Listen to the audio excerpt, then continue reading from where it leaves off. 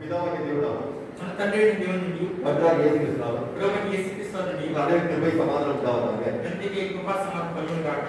இந்த நாள் ஆண்டவர் இயேசுவின் நாமத்தினாலே ఈ రోజున ప్రభువైన యేసుక్రీస్తు నామమున நாங்கள் அனைவரையும் ஆசீர்வதிக்கிறோம். మీ అందరిని ఆశీర్వదిస్తున్నాం. தேவனோடு அனைவரோடு கூட இருந்து வைக்கப்படுவார்கள். దేవుడితో మనందరితో కూడా నడిపించును గాక. அதான் தேசத்திற்காக பிரார்த்தனை செய்ய போகிறோம். మన దేశం కోసం ఒక చిన్న ప్రార్థన చేయబోతున్నాం. தேசத்தின் ஆசீர்வாதத்திற்காக, దేశం ఆశీర్వాదం కోసం, இந்த ஜனங்கள் எல்லோரும் ரட்சிக்கப்படுவதற்காக, ప్రజలందరూ రక్షించబడడం కోసం, இந்த சமாதானத்தை நாம் சமாதானத்தை ஜீவிப்பதற்காக, దేశ సమాధానాన్ని మనం సమాధానం జీవించగలము. தேசத்தில் எல்லா ஊழியக்காரையும் தேவனுடைய பிள்ளைகள் ஒவ்வொருவரையும் தேவன் ஆசீர்வதித்து வழிநடத்தும்படியாக, దేవుడి పిల్లలను విశ్వాసాన్ని ఆశించే ప్రకారం, நம்மை வழிநடத்தும்படியாக మనం నడిపించే ప్రకారం நாம் தேவனுக்கு பிரார்த்தனை செய்வோம். మన దేవునికి ప్రార్థించాలి. நாம் சுருக்கமாக பிரார்த்தனை செய்வோம். చిన్నగా ప్రార్థించాలా?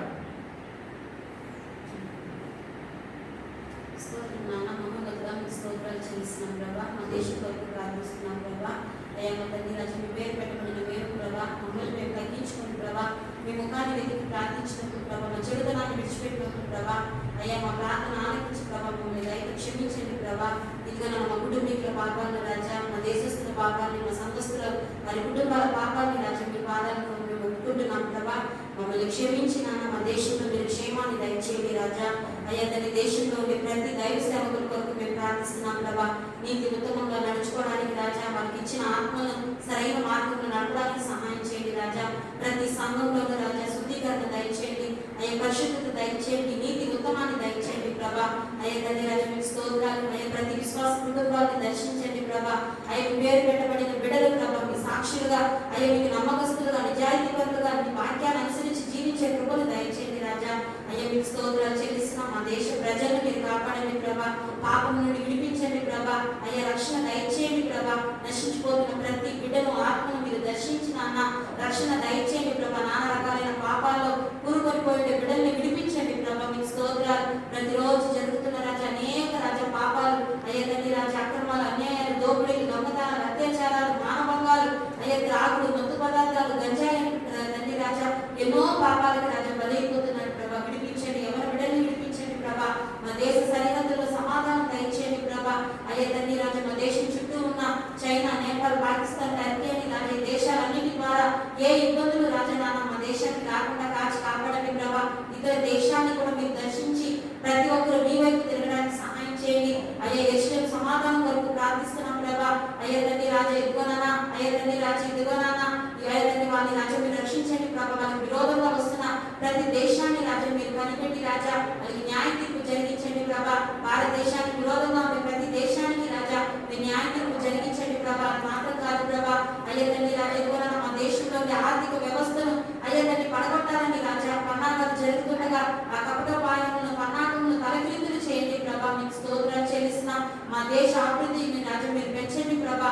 మా ఉత్పత్తులు రాజా, మా యొక్క ఎగుమతులు దిగుమతులు అన్నింటినీ రాజా మీరు నానా కాచి కాపాడండి ప్రభా. దేశంలో ఏ మాత్రం కరువులు రాకుండా ప్రభా మా దేశ ఆర్థిక వ్యవస్థను మీరు పెంచి ప్రభా మేమందరం రాజా ప్రతి ప్రజలు కూడా ప్రభా నెమ్మదితో బ్రతకడానికి మీరు సహాయం చేయండి. దేశాధిపతులకు మీరు జ్ఞానాన్ని ఇచ్చి వాళ్ళు ఎలా పరిపాలించాలో మీరు జ్ఞానం దయచేయండి ప్రభా.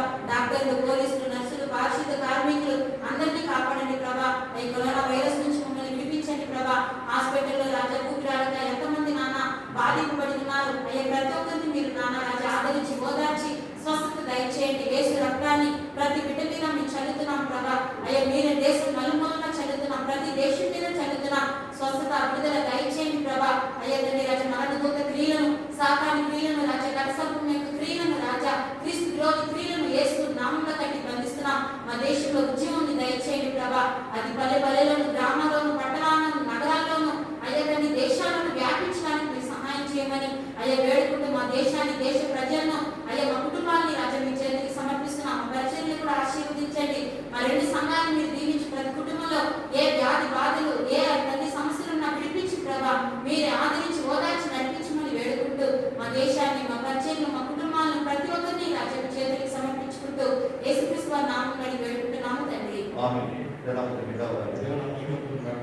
நமக்கு சபையோட வியாதிகளுக்காக நாம் பிரார்த்தனை செய்வோம். మన సమాన వ్యాధిగ్రస్తుల కోసం ప్రార్థించాలి. நாம் தேவனுக்கு நாம் பிரார்த்தனை செய்வோம். మన దేవుని తీసి ప్రార్థించాలి. இல்லை அதிகமாக நேசித்து வருகிற பகவத்கீதாவே మన విద్యార్థులుగా ప్రేమ నడిస్తున్న మాకు ఈ పాఠం நம்முடைய பரிசுத்த நாமத்தை சொல்கிறோம். ఈ పరిస్థితుల్లో నామం సౌకర్యం చేస్తున్నాం. நாங்கள் பாவத்துக்கு சென்று உமக்காக பிழைக்கும் போது మీ పాపానికి చనిపోయి మీ కోసం బ్రతికినప్పుడు ஒரு 2 பேரை கர்த்தர் சொல்லிட்டு நீ ஒவ்வொரு சுகமான தேவனாக இருப்பதை சொல்கிறோம். మీ గాయకున్న హస్తాలు పెద్దవారు ముట్టి మీ స్వస్థపరచుకొని సౌకర్యం చేస్తున్నాం. இந்த சபையில் ஒரு துக்கத்தோடு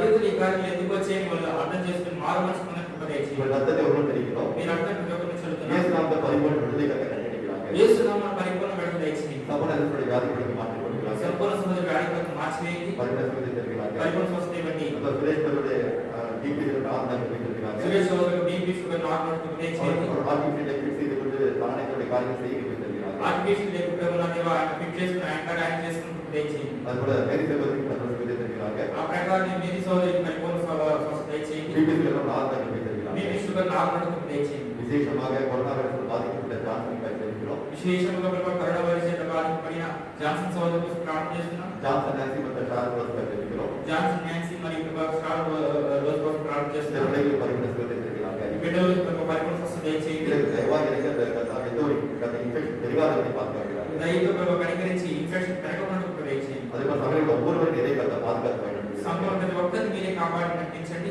எந்த ஒரு இன்ஃபெக்ஷன் வரை அணுகாதவரை பாதுகாக்கிறாங்க ఏ ఇన్ఫెక్షన్ ప్రమాణ దరిచేరకుండా కాపాడండి. அதுபோல் ஜோசப் மறைவா கொண்டிருக்கிற பிபி சுகர் கிட்னி ஆனந்த விடுதலை தருகிறாங்க జోసెఫ్ మరియు ఒక జీవితంలో బీపీ షుగర్ నార్మల్ కృప దయచేయండి. அதுபோல் திவிகர் சிஸ்டருக்கு எல்லா பணத்தை எடுத்துக் கொடுக்கிறாங்க వివిధ సోదరులను బలహీనతను తీసివేయండి. சாரா சகோதரிக்கிற ஆத்ம தத்துவத்தை தருகிறாங்க சாரா சகோதரிக்கிற ஆத்மா தத்துவத்தை தாரும் చాలా సోదరులకు ఆత్మహత్య దయచేయండి. மற்றும் யார் ஏற்கனவே பழகி கொண்டதோ ఎవరికి ఏ బలహీనత లేదు ஒவ்வொருவருடைய கருத்தாக செய்கிறோம் ప్రతి ఒక్కరికి చేసి ஒவ்வொரு అప్పగిస్తున్నాం. பரிமாண சுகத்தை விடுதலை கட்டிக்கிறாங்க ప్రతి ఒక్కరికి పరిపూర్ణ స్వస్థత విడుదల దయచేయండి. யார் பிசாசு மீது இருக்கிறார்களோ ఎవరైతే సాతాను ఒక కట్లో ఉన్నారు బంధింపులో ఉన్నారో ஒவ்வொருவரும் இதை விடுதலை செய்கிறாங்க వారు ప్రతి ఒక్కరికి విడుదల దయచేయండి. ஒவ்வொரு மேலும் ஏன் ரத்தத்தை தெரிவிக்கிறோம் ప్రతి ఒక్కరిని ఏ రక్తం చదువుతున్నాం. எத்தி வாரம் குடும்பத்திற்காக செபிக்கிறோம் ఆనందం కోసం ప్రార్థన చేస్తున్నాం. அதுபோல் முகேஷ் குடும்பத்திற்காக செபிக்கிறோம் ముఖేష్ కుటుంబం కోసం ప్రార్థన చేస్తున్నాం. ரமேஷ் கங்கோத்ரி குடும்பத்திற்காக செபிக்கிறோம் రమేష్ గంగోదర్ కుటుంబం కోసం ప్రార్థన చేస్తున్నాం. இயேசு ரத்தத்தை தெரிவிக்கிறோம் యేసు రక్తం గురించి చదువుతున్నాం. இயேசு நாமத்தில் நிகழ்ச்சிய எல்லா சாதனைகளும் இயேசு கட்டி அப்புறப்படுகிறோம் ప్రభువును இயேசு நாமத்தினாலே యేసు నామములో கிரியை எல்லா சாதனைகளையும் கட்டி అప్పుడப்படுகிறோம் క్రియ చేస్తున్న సమస్త సాతానికి యేసు నామములో విడుదల పరుస్తున్నాం. இதை ஒரு பரிமாண சுகத்தை விடுதலை தருகிறாங்க మీరు ప్రతి ఒక్కరికి పరిపూర్ణ స్వస్థత విడుదల దయచేయండి గాక. இதை ஒருவரை சந்தித்து அவர்களுக்கு அற்புத சுகத்தை விடுதலை தந்து பயன்படுத்துகிறாங்க మీరు ప్రతి ఒక్కరికి తెలుసుకున్న అద్భుతమైన స్వస్థతను విడుదల దయచేయండి గాక. அப்படி செய்யும் போதற்கை சோதரிக்கிறோம் అలా చేయబోతున్న సోదరుని తెలుసుకున్నాం. ஒவ்வொருவரும் கருத்தா செஞ்சிக்கிறோம் ప్రతి ఒక్కరిని చేసి అప్పగిస్తున్నాం. அந்த துதிகளை மகிமையாக பேசுகிறோம் సంస్కృతి మహిమ కనపడడం నామ చెల్లిస్తున్నాం. மீட்பரட்சிகரமாக இயேசுவின் கண்டபிதாவே విమోచన రక్షకుడైన యేసుక్రీస్తు వారిని ప్రకటిస్తున్నాం. మా ప్రియ భగవంతుని ஆமென் ஹalleluya ஹalleluya. தேவனாமத்தை கண்டாவாக దేవుడు నాకు మహిమకలుగును గాక. கோயிலான தேவன் நம்ம ஒன்றாக மீண்டும் ஒரு சபத்தில் கூடுவதற்கு விரும்புகிறார் దేవుడు మరలా మన ఏకంగా కూడడానికి కూడా ఏం చేస్తాడు. இந்த வீடியோ ஆடியோவை வைப்போம் யார் கேட்கிறார்களோ பார்க்கிறார்களோ ఈ వీడియో ఎవరైతే చూస్తున్నారో చేసి వింటున్నారో அவர்களோட தேவனாக பேசுவாங்க వారితో దేవుడు తామే మాట్లాడుతున్నారు. இன்றைக்கு முதல் தேவன் தீர்க்கமாக பேசின வார்த்தை என்ன என்று பார்ப்போம் ఇప్పుడు మొదటిగా దేవుడు మనకు ప్రవచనంగా మనం మాట్లాడడం చూద్దాం. அதற்கு முன்பாக சபைக்கான அறிவிப்பை பார்ப்போம் దానికి ముందుగా మన సంఘం కొన్ని ప్రకటన చూద్దాం. சபையில உபவாச பிரார்த்தனை வழக்கம் போல இருக்கும் సంఘం ఉపవాసాలు అదే ప్రకారం ఉంటాయి. அதற்கான இந்த மெசேஜ் ஆடியோவாக உங்களுக்கு வாட்ஸ்அப் நமக்கு அனுப்பப்படும் దానికి మెసేజ్ ఆడియో మీ వాట్సాప్ నంబర్ పంపించబడుతుంది. பிறகு தேவனை சித்தமாக இருந்தால் దేవుని చిత్తమైతే வர வாரம் பார்த்தீங்கன்னா கம்யூனியன் வந்து அதாவது பிரபுராத்திரி போது இருக்கு రాబోయే వారం వచ్చేసి ఫిబ్రవరి బల్ల ఉంటుంది. ஜூலை மாதம் முதல் வாரம் வருகிறது జూలైలో మొదటి వారం వస్తుంది. நாம் அடுத்து 2 முறை செய்யலாம் கால் கழுவி நாம் என்ன செய்கிறோம் பிரபுராத்திரி போதனை அனுசரிக்கிறோம் మన సంవత్సరానికి 2 మార్లు కాలు కడిగి ఫిబ్రవరి భోజనం ఆచరిస్తున్నాం. ஏன்னா ஆண்டவர் இயேசு கிறிஸ்து நமக்கு சொன்னார் ప్రభువు యేసుక్రీస్తు వారు మనకి చెప్పారు. ஆண்டவர் போதகருமாக நானே உங்களுடைய காலத்தை கழுவி இருந்தார் ప్రభువును బోధకుడు నేనే మీ కాలు కడిగానా. நீங்கள் ஒருவரும் அப்படி செய்ய கடமைகள் என்று சொன்னார் మీరు ఒకరి ఎడల ఇలా చేయము అని చెప్పన్నారు. எனவே நம்முடைய வாழ்க்கை ஒரு விஞ்ஞான மனத்தாண்மை வருவதற்கு நாம் இதை ஆசிரிக்க வேண்டியது அவசியமாக இருக்கிறது మన జీవితంలో ఒక గొప్ప తగ్గింపు రావడానికి మనం దీన్ని ఆచరించవలసిన ముఖ్యమే ఉంది. இந்த தேவனுக்கு சித்தமாக இருந்தால் దేవుని చిత్తమైతే நாம் ஒன்றாக கூடி தேவனை ஆராதிக்க விட்டுவாராக మనం ఏకంగా కూడి దేవుడు ఆరాధించుటకు కృపణుగా தேவனாமத்தை மைண்டாவதாக దేవుని ఆత్మీయతగా இன்னைக்கு தேவன் தீர்க்கமாக பேச பார்த்து நாம் பார்க்க போகிறோம் దేవుడు ప్రవచనంగా నేను మాట చూడబోతున్నాం. Today the God has spoken as a prophetic word from the book of Isaiah. Isaiah chapter 41 from verse 13 to 20. இன்னைக்கு தேவன் நம்முடைய தீர்க்கமாக பேச வார்த்தைகள் దేవుడు ప్రవచనంగా మనతో మాట్లాడిన మాటలు ஏசாயா தீர்க்கதரிசி புத்தகம் 41ஆம் அதிகாரம் 13 முதல் 20 வசனங்கள் இருக்கு. యెషయా గ్రంథము 41వ అధ్యాయం 13 నుంచి 19.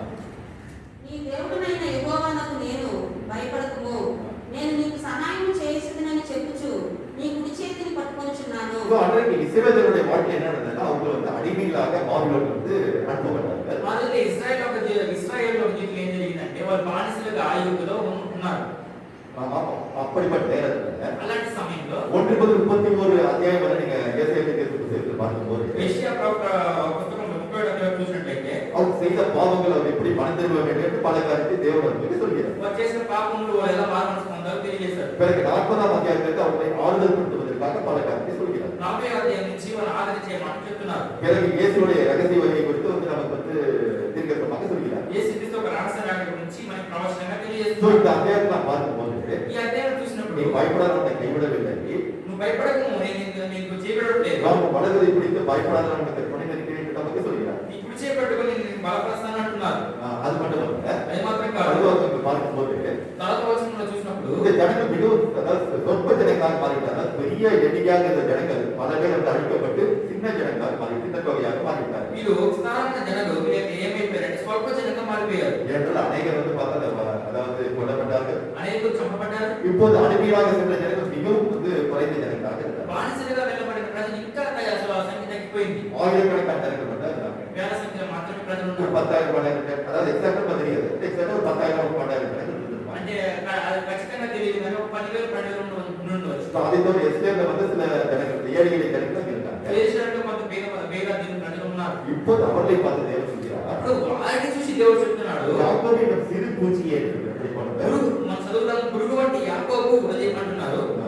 పురుగు వంటి యాకోబు, స్వల్ప జనముకు ఇశ్రాయేలు. சொற்ப ஜனம், அந்த ஜனங்கள் சொற்ப ஜனமாக மாறிவிட்டார்கள். ఇంకా స్వల్ప జనముకు అంటే అర్థం ఏంటి?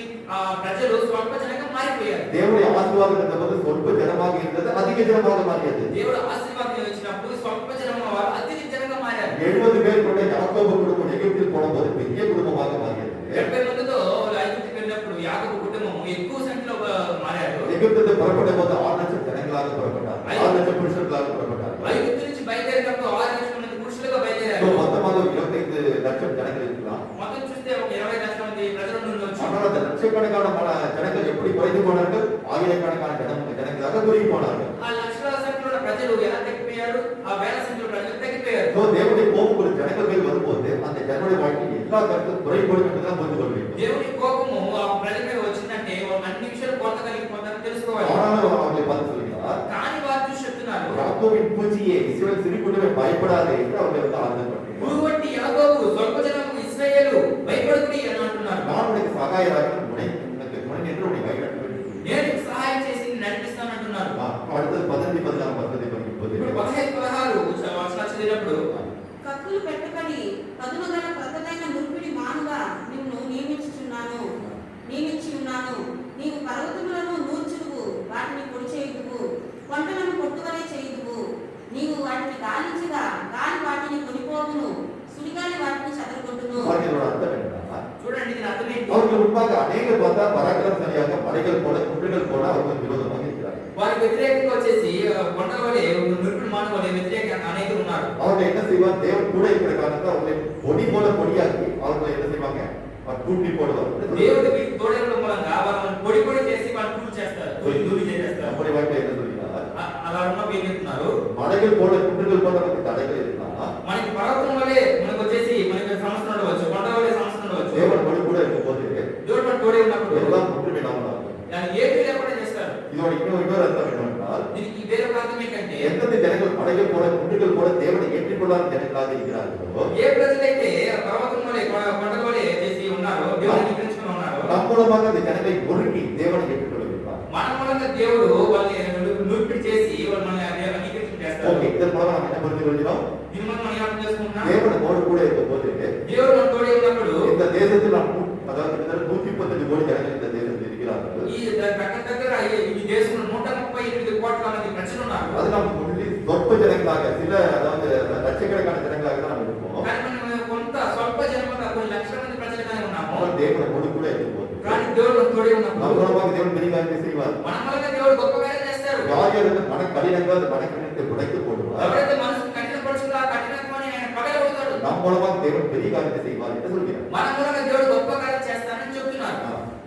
నీవు యెహోవాను బట్టి సంతోషించుదువు, ఇశ్రాయేలు పరిశుద్ధ దేవుని బట్టి అతిశయపడుదువు. ஓகே, நம்முடைய வாழ்க்கை தேவன் நம்முடைய வாழ்க்கை செய்ய போகிற காரியத்தை குறித்து நாம் என்ன செய்வோம்? அவர்கள் மகிழ்ந்து கனி கொள்வோம் என்று சொல்கிறார். దేవుడు మన జీవితంలో చేయబోతున్న కార్యాన్ని బట్టి మనం ఏం చేస్తాము? సంతోషం ఉత్సాహిస్తాము. దీన ధనికులు నీళ్లు వెతుకుచున్నారు, నీళ్లు దొరకక వారి నాలుక తప్పిచేత ఎండిపోచున్నది. యెహోవాను నేను వారికి ఉత్తరమిచ్చెదను, ఇశ్రాయేలు దేవుడనైన నేను వారిని విడనాడను. சோ திருமையான இனிமையான ஜனங்கள் அவர்களுக்கு கிடைக்க வேண்டிய அத்தியாவசிய தேவை கிடைக்காதபடி கஷ்டப்படுவார்கள். ఎందుకంటే దిన దళితులు వాళ్ళకి కావాల్సిన అవసరం దొరకకుండా కష్టపడతారు. ஒன்று பார்த்தா வந்து தண்ணீர் கிணறு நம்மளுடைய தேவைகள் வச்சுக்கலாம். అంటే నీళ్ళంటే దానికి బదులుగా మనం వాళ్ళ అవసరం అనుకోవచ్చు. இரண்டாவது தேவன் அவங்களை விட்டு விலகின தேவனாக இருக்கிறார். రెండోది మన దేవుడు వారిని విడిచి తొలగిన దేవుడే ఉన్నారు. அவருடைய தேவன் ஜீவ தண்ணீராக இருக்கிறார். మన దేవుడు జీవము నీరుగా ఉన్నారు. எனவே அவர் அவரோடு கூட இருக்கும்போது என்ன செய்வார்? அவர்களை ஆசீர்வதித்து வழிநடத்துவார். దేవుడు వారితో ఏం చేస్తారు? మన ఆశీర్వదించి నడిపిస్తారు. நம்முடைய வாழ்க்கையிலும் మన జీవితంలో కూడా தேவன் நம்மோடு கூட இருக்கும்போது దేవుడు మనతోనే ఉన్నప్పుడు நமக்கு எந்த ஒரு குறை இருந்தாலும் அந்த குறைகளை நமக்கு தெரியாதபடி நிறைவாக மட்டுமே ஆசீர்வதிப்பார். మనకి ఎటువంటి కొరత ఉన్నా కూడా ఆ కొరత మనకు తెలియకుండా దాన్ని సంపూర్ణంగా ఆయన మారుస్తారు. இல்லாததை இருக்கிறது போல செய்கிற தேவனாக இருக்கிறார். లేని వాటిని ఉన్నట్టే చేసే దేవుడే ఉన్నారు. நம்முடைய வாழ்க்கையில் அப்படிப்பட்ட பெரிதான காரியத்தை செய்ய வல்ல தேவனாக இருக்கிறார். మనసులో గొప్ప కార్యం చేయడానికి శక్తిమంతుడే ఉన్నాడు.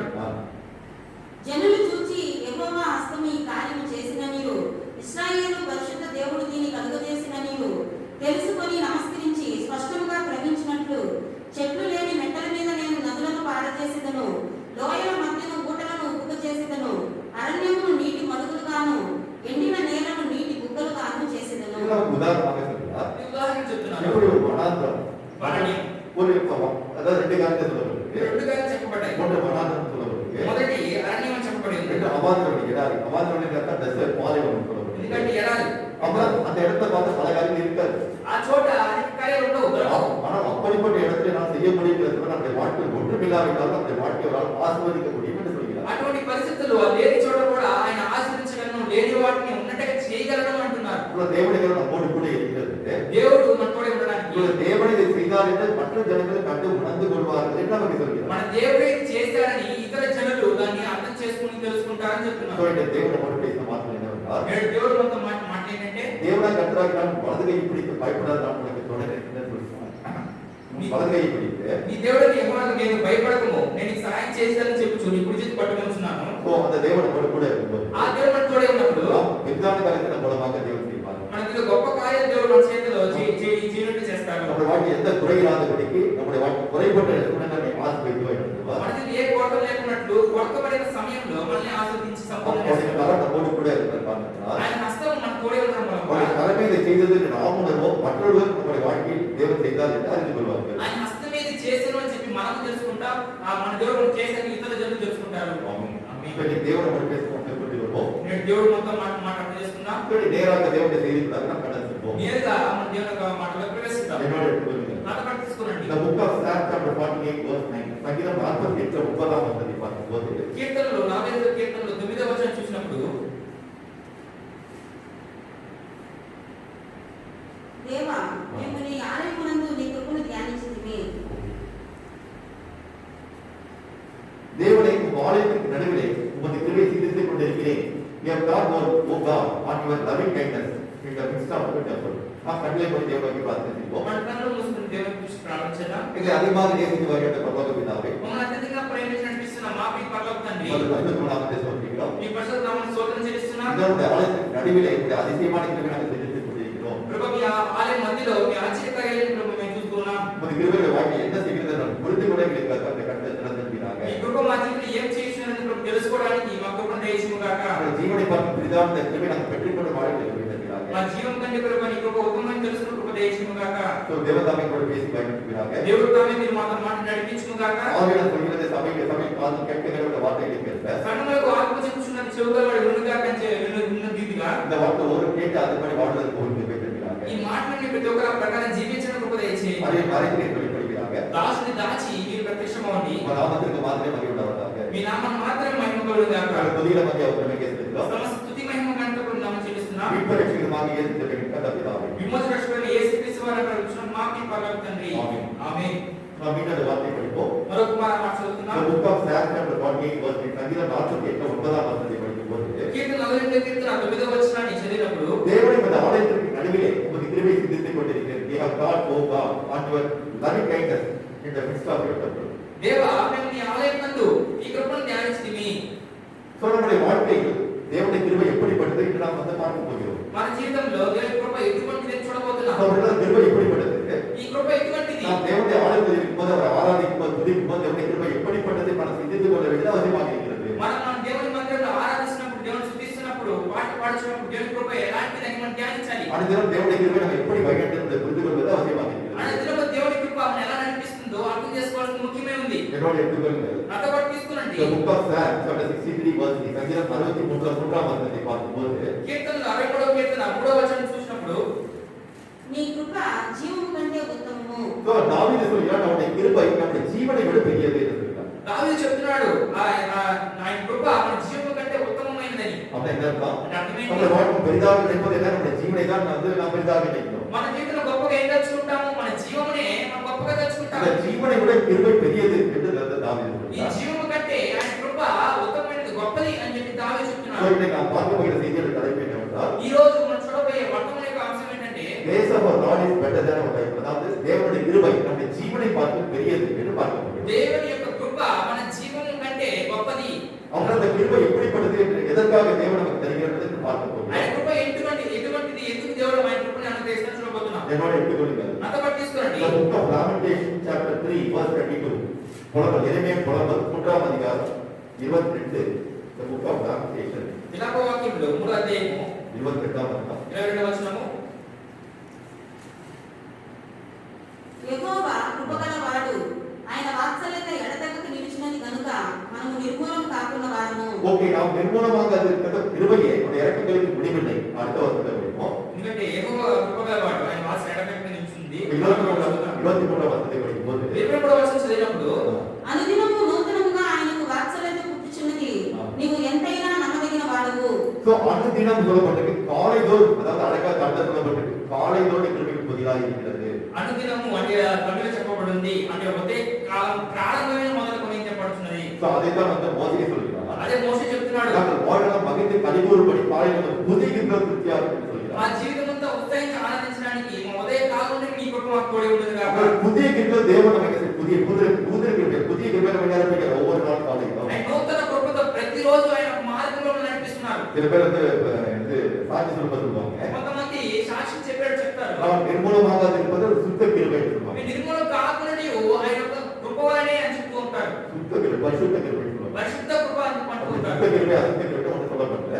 ఆ శుద్ధ కృప అని పరిశుద్ధ కృప ஆனா చెప్పబడింది. எல்லாருமே சொல்றாங்க, நானும் கேள்விப்பட்டு எல்லாரும் சொல்றாங்க. కానీ అందరూ చెప్పేది నేను వచ్చేసి విని ఉన్నాను. அது இங்கே நம்ம பண்ணி சொல்றாங்க எனக்கு தெரியாது. అవును, అది ఎక్కడి నుంచి చెప్తున్నారో சரி, నాకు తెలియదు. அது வேற அது ஒரு பக்கம் இருக்கட்டும். అది ఒక పక్క ఉండని இப்ப நம்ம என்ன நம்ம என்ன பார்க்கிறோம்னா, మనం ఏం చూస్తున్నామంటే நம்முடைய வாழ்க்கை நிர்மூலமாக இருப்பது அவருடைய கிருபை, அதாவது நம்ம ஜீவனோடு இருப்பது அவருடைய கிருபை. మన నిర్మూలం కాకుండా ఆయన కృపయే, అంటే మన జీవము కలిగి ఉన్నామంటే ఆయన కృపయే. அவருடைய இறக்கங்கள் நம்முடைய வாழ்க்கையில் ஒருபோதும் குறைவதில்லை. ఆయన కనికరం మన జీవితంలో ఎప్పుడూ తగ్గిపోలేదు. இப்போ தாவீதுடைய சங்கீதம் சொல்கிறார், దావీదు తన కీర్తనలు ఏమి చెప్తున్నారు? சங்கீதம் 52 பார்க்கும்போது కీర్తన 52వ కీర్తన 8వ వచనంలో చెప్పబడుతుంది.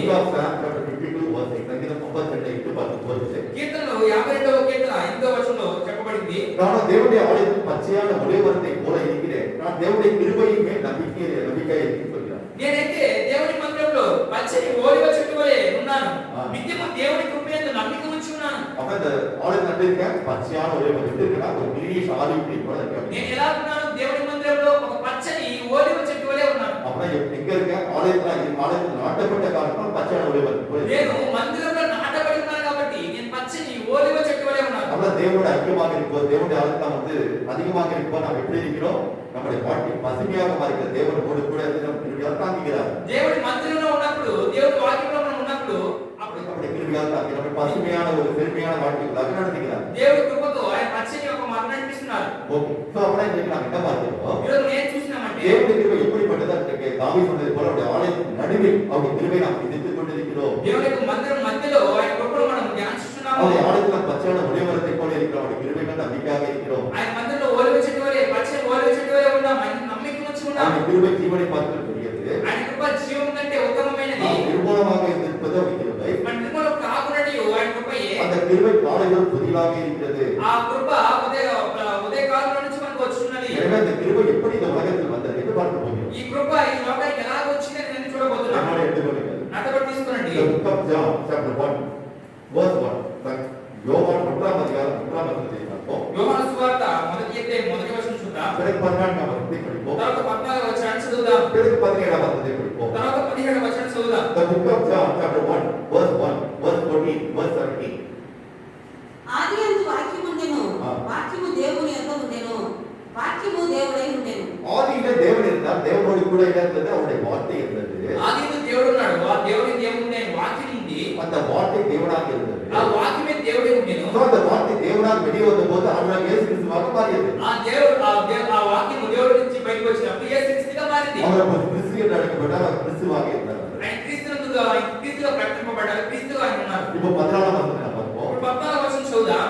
ఆ వాక్యము శరీరధారియే. அந்த வார்த்தை பரலோகத்தில் இருந்த அந்த வார்த்தை கிறிஸ்து என்று சொல்லப்பட்ட அந்த வார்த்தை இந்த உலகத்தில் வந்தபோது ఆ క్రీస్తుని చెప్పబడిన ఆ వాక్యము ఈ లోకానికి వచ్చినప్పుడు அவருடைய கர்ப்பத்தில் ஒரு சிறு சிசுவாக உருவாக்கப்பட்ட போது మరి యొక్క గర్భంలో చిన్న శిశువుగా రూపింపబడినప్పుడు அந்த வயிற்றிலிருந்து கர்ப்பத்திலிருந்து வெளியே வந்தபோது ఆ గర్భం నుంచి బయటపడినప్పుడు மாமிசத்திலும் ரத்தத்திலும் உருவானவராக ఆ రక్త మాంసములతో ఆయన కలుగు చేయబడినవాడుగా எப்படிப்பட்டவராக இருந்தாரா? ఆయన ఎలాంటి వారుగా ఉన్నారు படிப்போம். చదువుదాం. కృపా సత్య సంపూర్ణుడుగా మన మధ్య నివసించెను. அவர் எப்படிப்பட்டவராக இருந்தார்? நமக்குள் கிருபை சத்தியம் நிறைந்தவராக, கிருபை சத்தியம் பரிபூர்ணமாக நம்முடைய வாழ்க்கையில் இருந்தார். కృపా సత్య సంపూర్ణుడుగా మన జీవితంలో ఉన్నారు. அவர் கிருபை என்றால் என்ன? ஆண்டவர் இயேசு கிறிஸ்து கிருபையாக இந்த உலகத்தில் இருந்தார். కృప అంటే ఏంటంటే అర్థం ఏంటంటే యేసుక్రీస్తు కృపగా ఈ లోకానికి వచ్చాడు. கிருபை அவருடைய வாயிலிருந்து வந்தது சத்தியமான வார்த்தைகள் வந்தது. ఆ కృపయు ఆయన నోటి నుంచి వచ్చే మాట సత్యమే ఉన్నది. அதுதான் 17ஆம் வசனத்தில் பார்க்கிறோம். అదే 17వ వచనంలో చూస్తున్నాం. அன்றைக்கு தேவன் தன்னுடைய தாசனாகிய மோசே மூலமாக நியாயப்பிரமாணத்தை தந்தார். దేవుడు ఆ రోజు మోషే తన దాసుడైన మోషే మూలంగా ధర్మశాస్త్రాన్ని అనుగ్రహించాడు. பிறகு தன்னுடைய குமாரன் மூலமாக இந்த உலகத்திற்கு என்ன தந்தார்? கிருபையை சத்தியத்தை நமக்கு தந்தார். తర్వాత తన కుమారుని మూలంగా ఈ లోకానికి ఏమి ఇచ్చాడు? కృపా సత్యమును ఇచ్చాడు. அப்போ ஆண்டவர் இயேசு கிறிஸ்து நமக்கு சொன்ன உபதேசங்கள் தேவனுடைய உபதேசங்களாக இருக்கிறது. ప్రభు యేసుక్రీస్తు వారు మనకు ఉపదేశించిన మాటలు దేవుని మాటలే ఉన్నవి. அந்த உபதேசம் நமக்கு சத்தியமாக இருக்கிறது. ఆ ఉపదేశం సత్యమై ఉన్నవి. இப்போ அந்த சத்தியம் ஆண்டவர் இயேசு கிறிஸ்து உண்டானது. ఆ సత్యము ప్రభు యేసుక్రీస్తు వారుగా కలిగినది. அவர் மூலமாக இந்த உலகத்துக்கு கிருபை உண்டானது. ఆయన మూలంగా ఈ లోకంలో కృప కలిగినది. எனவே ஆண்டவர் இயேசு கிறிஸ்து மூலமாக இந்த உலகத்தில் என்ன வந்தது? கிருபையும் சத்தியம் உண்டானது என்று பார்க்கிறோம். ప్రభు యేసుక్రీస్తు వారి మూలంగా ఈ లోకంలో కృపా సత్యములు కలిగినవి చూస్తున్నాం. ஓகே, அப்ப கிருபை எப்படி இந்த உலகத்தில் வந்தது என்று பார்த்து புரிந்து கொள்கிறோம். ఈ కృప ఎలా ఈ లోకానికి వచ్చిందని మనం చూసి అర్థం చేసుకున్నాం. சில காரியத்தை நாம் படித்து புரிந்து கொள்ள போகிறோம். కొన్ని కార్యములు అర్థం చేసుకొని చదివి అర్థం చేసుకోబోతున్నాం. நீங்கள் என்னோடு கூட இருந்தால், మీరు నా తోడనే ఉంటే, நீங்கள் கவனமாக கேட்டால், మీరు చాలా జాగ్రత్తగా ఉంటే, நான் உங்களுக்கு சொல்ல போகிற காரியம் என்னவென்று நீங்கள் புரிந்து கொள்வீர்கள். నేను చెప్పే మీకు కాలన్నీ మీరు అర్థం చేసుకుంటారు. முதல் காரியத்தை நாம் பார்க்க போகிறோம்.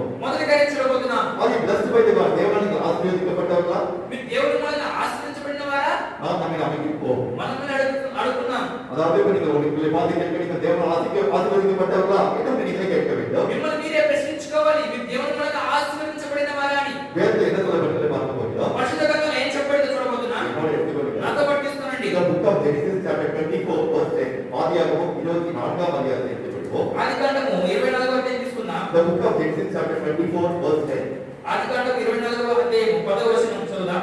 Then 31 and 35. తర్వాత 31 35. முதல் 10ஆம் வசனத்தை முதலில் படிப்போம். మొదటిగా 10వ వచనం చదువుతున్నాం. அதுல என்ன சொல்லப்பட்டிருக்கிறது என்றால், ఇది ఏం చెప్పబడిందంటే ஆபிரகாமுடைய வேலைக்காரனுக்கு எலெயாசார் என்ன செய்கிறார்? அவன் ஆபிரகாமுடைய அந்த கூடாரத்திலிருந்து சில காரியத்தை எடுத்து வருகிறார். ఆ అబ్రహాము ఒక దాసుని ఎలియాజరు ఏం చేస్తున్నాడు? అబ్రహాము ఒక గుడారం నుంచి కొన్ని కార్యాలు తీసుకొస్తున్నాడు. ஈசாக்குக்கு பார்த்தா ரெபெக்காளை பார்ப்பதற்காக வருகிறான். ఎందుకంటే ఇస్సాకుకు రెబెక్కాను చూడడానికి వస్తున్నాడు. அவன் எப்படி வரானா? ఎలా వస్తున్నాడంట? 10 ஒன்றாம் படிப்போம். అది చదువుదాం ఆయన ఎలా వస్తున్నాడని. అతడు తన యజమానుని ఒంటెలలో 10 ఒంటెలను, తన యజమానుని ఆస్తిలో శ్రేష్టమైన నానా విధములకు వస్తువులను తీసుకొని పోయెను. அவன் என்ன கொண்டு வரானா? చూడండి ఎక్కడ తీసుకొస్తున్నాడు? 10 ஒன்றா கொண்டு வரான். వాళ్ళు ఒంటె இப்போ తీసుకొస్తున్నాడు. யோசிச்சு பாருங்க, இப்போ நம்ம ஒட்டேது வரை கார் எடுத்தோம், 10 கார் வந்து யோசிச்சு பாருங்க. ఇప్పుడు ఉదాహరణ తీసుకొని ఒంటి ఒక స్థానంలో ఒక కారు ఉంచినట్లయితే ఒక 10 కార్లు తీసుకొస్తున్నాడు అనుకుంటే அது மட்டும் இல்ல, கோல்டு சில்வர் பார்த்து காஸ்ட்லி ஐட்டம்ஸ் எல்லாம் எடுத்து வரோம். దగ్గర బంగారు వేయడానికి విలువైన వస్తువులను తీసుకొస్తున్నాడు. இது மூலம் நம்ம ஜனங்களுக்கு என்ன தெரியும்? ఇది జనాలు చూసి ఏమనిపిస్తాయి? ஒரு பெரிய தனவந்தர், பெரிய பணக்காரங்க, செல்வந்தர்கள் பார்த்து தெரியும். అది చూడగానే ఆ ప్రజలకు ఏమర్థమవుతుంది? గొప్ప ధనవంతులు అనేసి గొప్ప ఐశ్వర్యవంతులు అర్థమవుతుంది. இப்ப அந்த இப்ப என்ன செய்யறாங்கன்னா, எலெயாசார் வந்து தன்னுடைய வீட்டுக்கு லாபான் யாரு? ரெபெக்காவோட அண்ணன் வந்து ஒரு வீட்டுக்கு அழைச்சிட்டு வரான். ఈ ఎలీయజరుని లాబాను వచ్చి ఎలీయజరుని తీసుకొస్తున్నాడు తన ఇంటికి. இப்போ என்ன சொல்றாங்க? ఈ లాబాను ఎవరంటే రెబెక్కా ఒక అన్న. 31 వచనం படிப்போம். ఇప్పుడు వచ్చేసి 31వ వచనం చదువుదాం. లాబాను యెహోవా వలన ఆశీర్వదింపబడిన వాడా, లోపలికి రమ్ము. மத்தியில சொல்றாங்க, கர்த்தரால் ஆசீர்வதிக்கப்பட்டதே உள்ளே வாரும் என்று கூப்பிடுறாங்க. ఎందుకంటే ప్రభువు వలన ఆశీర్వదించబడిన వాడు లోపలికి రమ్ము అంటున్నారు. எலெயாசார் சொல்றான், நான் தேவனால் ஆசீர்வதிக்கப்பட்டேன்னு சொன்னான். அவன் ఇప్పుడు వచ్చేసి ఎలియాజరు చెప్పాడా దేవుని వలన ఆశీర్వదించబడి ఉన్నానని? சொல்லவில்லை. చెప్పలేదు. அவருடைய 10 ஒட்டகத்தை பார்த்து అది 10 ఒంటెలు చూసి அவன் கூட கொண்டு வந்த பெரிய பிடிச்சி பெரிய பல உச்சிதமான அந்த ஆசீர்வாதத்தை பார்த்து என்ன சொல்றான்? கர்த்தரால் ஆசீர்வதிக்கப்பட்டது உள்ளே வாரும் என்று கூப்பிடுறான். గొప్ప గొప్ప అతను తీసుకొచ్చిన గొప్ప వస్తువు విలువైన వస్తువులు చూసి ప్రభువు వలన ఆశీర్వదించబడిన వాడు లోపలికి రమ్ము అని చెప్పేసి అంటున్నాడు. 35 వచనం படிப்போம். 35వ వచనం చూద్దాం. அதற்கு எலெயாசார் என்ன பதில் சொன்னான்? దానికి ఎలియాజరు ఏం జవాబిస్తున్నాడో చూద్దాం.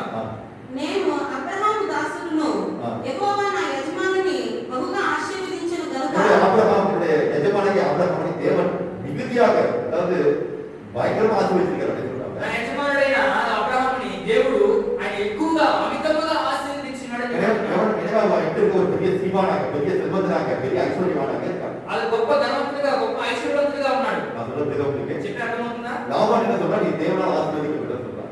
లాభాన్ని చెప్తున్నాడు, దేవుడు నన్ను ఆశ్రయించబడ్డాడు అంటున్నాడు. இல்ல ராமா சொல்ற கரெக்ட், நீங்க சொல்றது கரெக்ட் தான். అవును ఎలియజర్ చెప్తున్నాడు, అవును మీరు చెప్పింది నిజమే, సత్యమే. தேவனுடைய எஜமானை ஆசீர்வதிக்கிறான். దేవుడు నా యజమాని ఆశీర్వదించుకున్నాడు. பெரிய சீமானாக இருக்கிறான். గొప్ప ధనవంతుడే ఉన్నాడు. இப்போ என்ன செய்யலாம், கடைசியில் அந்த பேச்சு சொல்ல முடியுது, ரெபேக்கால் வந்து மேரேஜ் வந்து செட் ஆயிடுது. ఎందుకంటే ఆ మాటలన్నీ ముగిసిపోతున్నాయి, ఆ వివాహానికి వచ్చేసి వికాసమైంది. இப்போ 53వ వచనం படிப்போம். 53వ వచనం చదువుదాం. తరువాత ఆ సేవకుడు వెండి నగలను బంగారు నగలను వస్త్రములను తీసి రిబ్కాకు ఇచ్చెను. సో ரெபேக்கால் அந்த அம்மாவுக்கு அண்ணனுக்கு என்ன செய்றாங்க, அந்த இளையத்துல செய்றாங்க, உச்சிதமான அந்த ஆசீர்வாதம் தராங்க. கோல்டு சில்வர் பண்றாங்க தராங்க.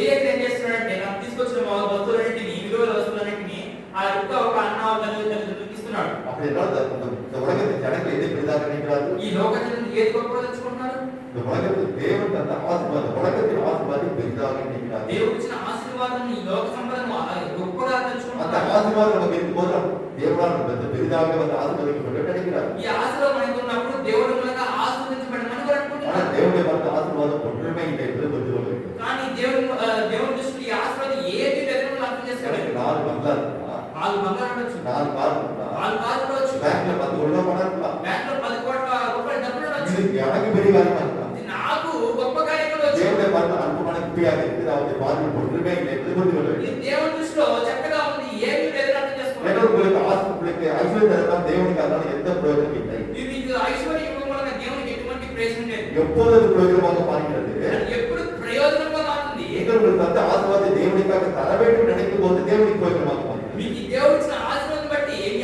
ఆశీర్వాదం మీరు దేవునికి ఇవ్వాలని తలిచినప్పుడు అది దేవునికి ప్రయోజనకరంగా మారుతుంది. సో దేవుడి பார்த்து ஆசீர்வாதம் கேட்டால் என்ன பார்க்க போகிறோம்? దేవుని దృష్టిలో ఆశీర్వాదం అంటే ఏంటో మనం చూడబోతున్నాం. அன்றைக்கு வந்து மரியாதை பார்த்து தேவதூதன் காதில் என்ன சொல்கிறார்?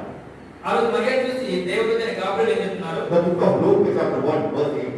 லூக்கா 1ஆம் அதிகாரம் 28ஆம் வசனத்தை படிப்போம். లూకాసు వార్త 1ஆம் அதிகாரம் మొదటి అధ్యాయం 28ஆம் வசனத்தை படிப்போம். 22వ వచనం చదువుదాం. అందుకు మరియా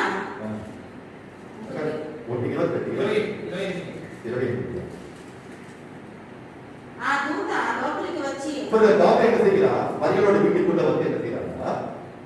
அந்த காபிரியல் ఆ గాబ్రియల్ దేవదూత ఆ మరియ ఇంటికి వచ్చి ఏం చేస్తున్నారు? வந்து வாழ்த்துகிறார். அவர் வந்து ஆசீர்వదిக்கிறார். వచ్చి ఆశీర్వదిస్తున్నాడు. ఏమని ఆశీర్వదిస్తున్నాడు చూద్దాం. దయా ప్రాప్తురాలా నీకు శుభము, ప్రభువు నీకు తోడై ఉన్నాడని చెప్పాను. ஓகே, என்ன சொல்ற? கிருபை பெற்றவர் நீ வாழ்க. தயாதாட்சன் ஆக்சுவலா கிருபை பெற்றவர். கிருபை பெற்றவர் நீ வாழ்க அப்படின்னு சொல்றாரு. దయ కాదు, కృప పొందిన రాలా అని చెప్పేసి దాని అర్థము. கர்த்தர் உன்னோடு இருக்கிறார். దేవుడు నీకు తోడై ఉన్నాడు అని நீ చెప్పండి. ஸ்திரீகளுக்குள்ளே ஆசீர்வதிக்கப்பட்டவர் என்று சொல்றார். నువ్వు స్త్రీలలో నువ్వు ఆశీర్వదించబడేదాను అని చెప్తున్నాను. அவன் என்ன சொல்றார்? వచ్చి ఏం చెప్పలేదు? ரொம்ப சௌந்தரியமுள்ள ஸ்திரீ, ரொம்ப அழகா இருக்க. నువ్వు సౌందర్యంగా చాలా అందంగా நீ ఉన్నావు, பெரிய பணக்காரி, నువ్వు గొప్ప நீ ధనవంతురాలు, ஐஸ்வர்யமுள்ள பெண்.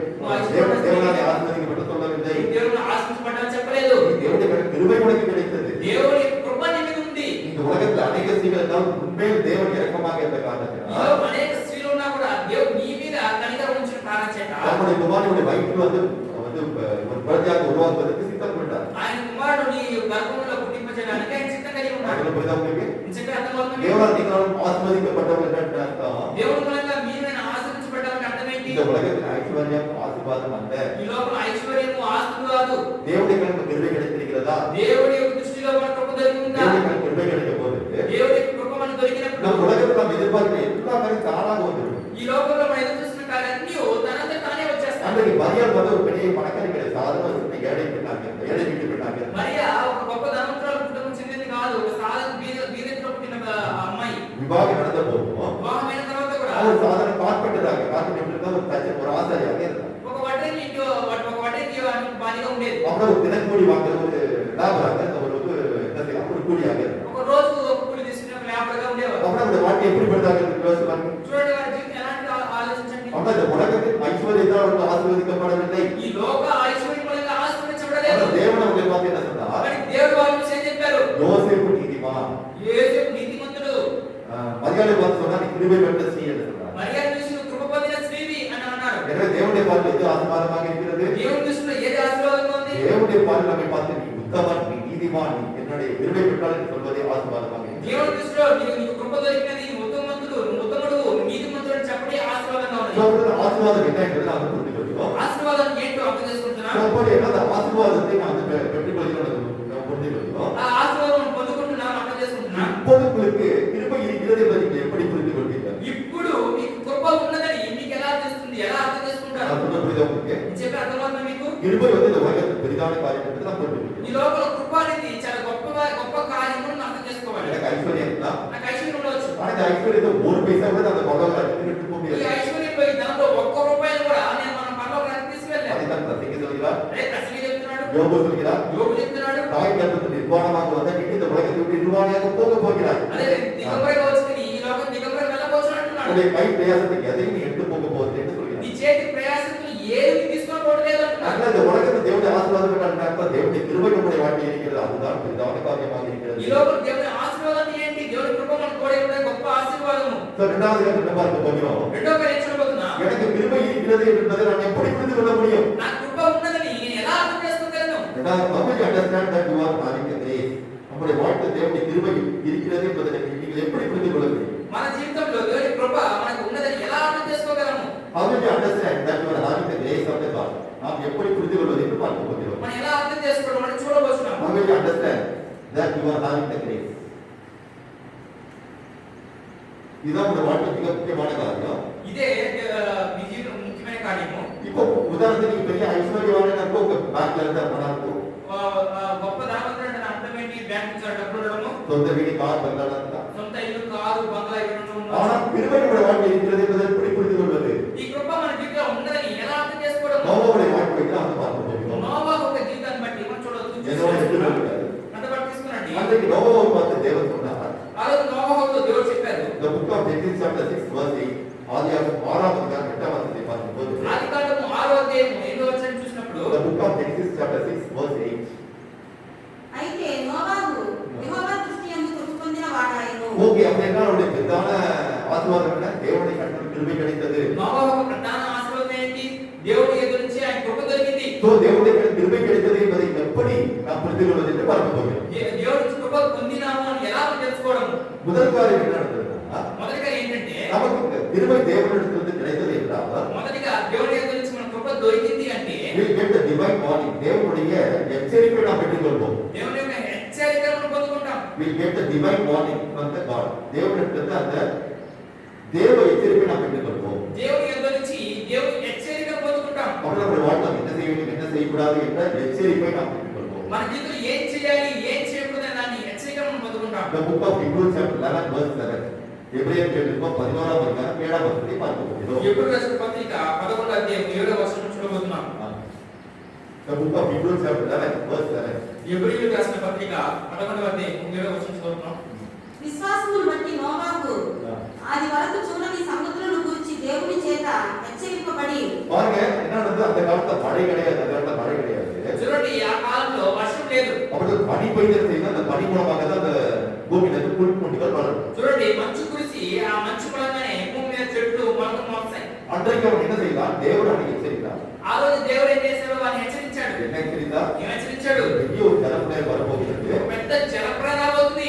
இரவு பகல் 40 நாட்கள் மழை வரப்போகிறது. రాత్రి పగలు 40 దినములు వర్షం కురవబోతుంది. இந்த பூமியை முழுவதும் நான் ஜலப்பிரளயத்தை சங்காரம் செய்ய போகிறேன். ఈ భూమి మొత్తము నేను జలప్రళయంతో సంహరించబోతున్నాను. ஏனென்றால் இந்த ஜனங்களுடைய இதயம் மிகவும் பொல்லாததாக இருக்கிறது. ఈ ప్రజల హృదయము బహు చెడ్డదేముంది. கிரிகள் மிகவும் அருவருக்கத்தக்கதாக இருக்கிறது. ఇంకా చూస్తే అసహ్యకరమైన కార్యాలు ఉన్నాయి. நான் ஏன் சிருஷ்டித்தேன் என்று மனசாப்படுகிறேன். వీరు ఎందుకు సృష్టించారని నేను పశ్చాత్తాపడుతున్నాను. எனவே இந்த ஜனங்கள் எல்லோரையும் மிருகத்தையும் எல்லாவற்றையும் அழிக்க போகிறேன். ఈ ప్రజలను, ఈ మృగజీవరాశులన్నిటిని నేను సంహరించబోతున్నాను. எனவே நோவா, நீதிமானாகிய நோவா இந்த ஜனங்களுக்கு எச்சரித்தார். அதை நீங்கள் மனம் திரும்புங்கள், தேவனுடைய கோபம் வரும் என்று 120 வருடம் எச்சரித்தார் என்று சொல்லப்பட்டிருக்கிறது. 120 దినములు 120 வருஷம் 120 సంవత్సరం. 120 సంవత్సరములు నీతిపరుడైన నోవాహు ఈ జలప్రళయం రాబోతుందని వారికి హెచ్చరించారు. அப்ப தேவனுடைய கோபம் வரப்போகிறது, ஜனங்கள் தேவனுடைய கோபம் வரப்போகிறது, மனம் திரும்புங்கள் என்று அவர் எச்சரித்தார். దేవుని కోపం రాబోతుంది, మీరు మారు మనసు పొందని హెచ్చరించాడు. ஆனால் அவர்கள் மனம் திரும்பவில்லை. కానీ వారు మారు మనసు పొందలేదు. ஆனால் இப்போ தேவன் அவரை எச்சரிக்கிறார். என்ன எச்சரிக்கிறார்?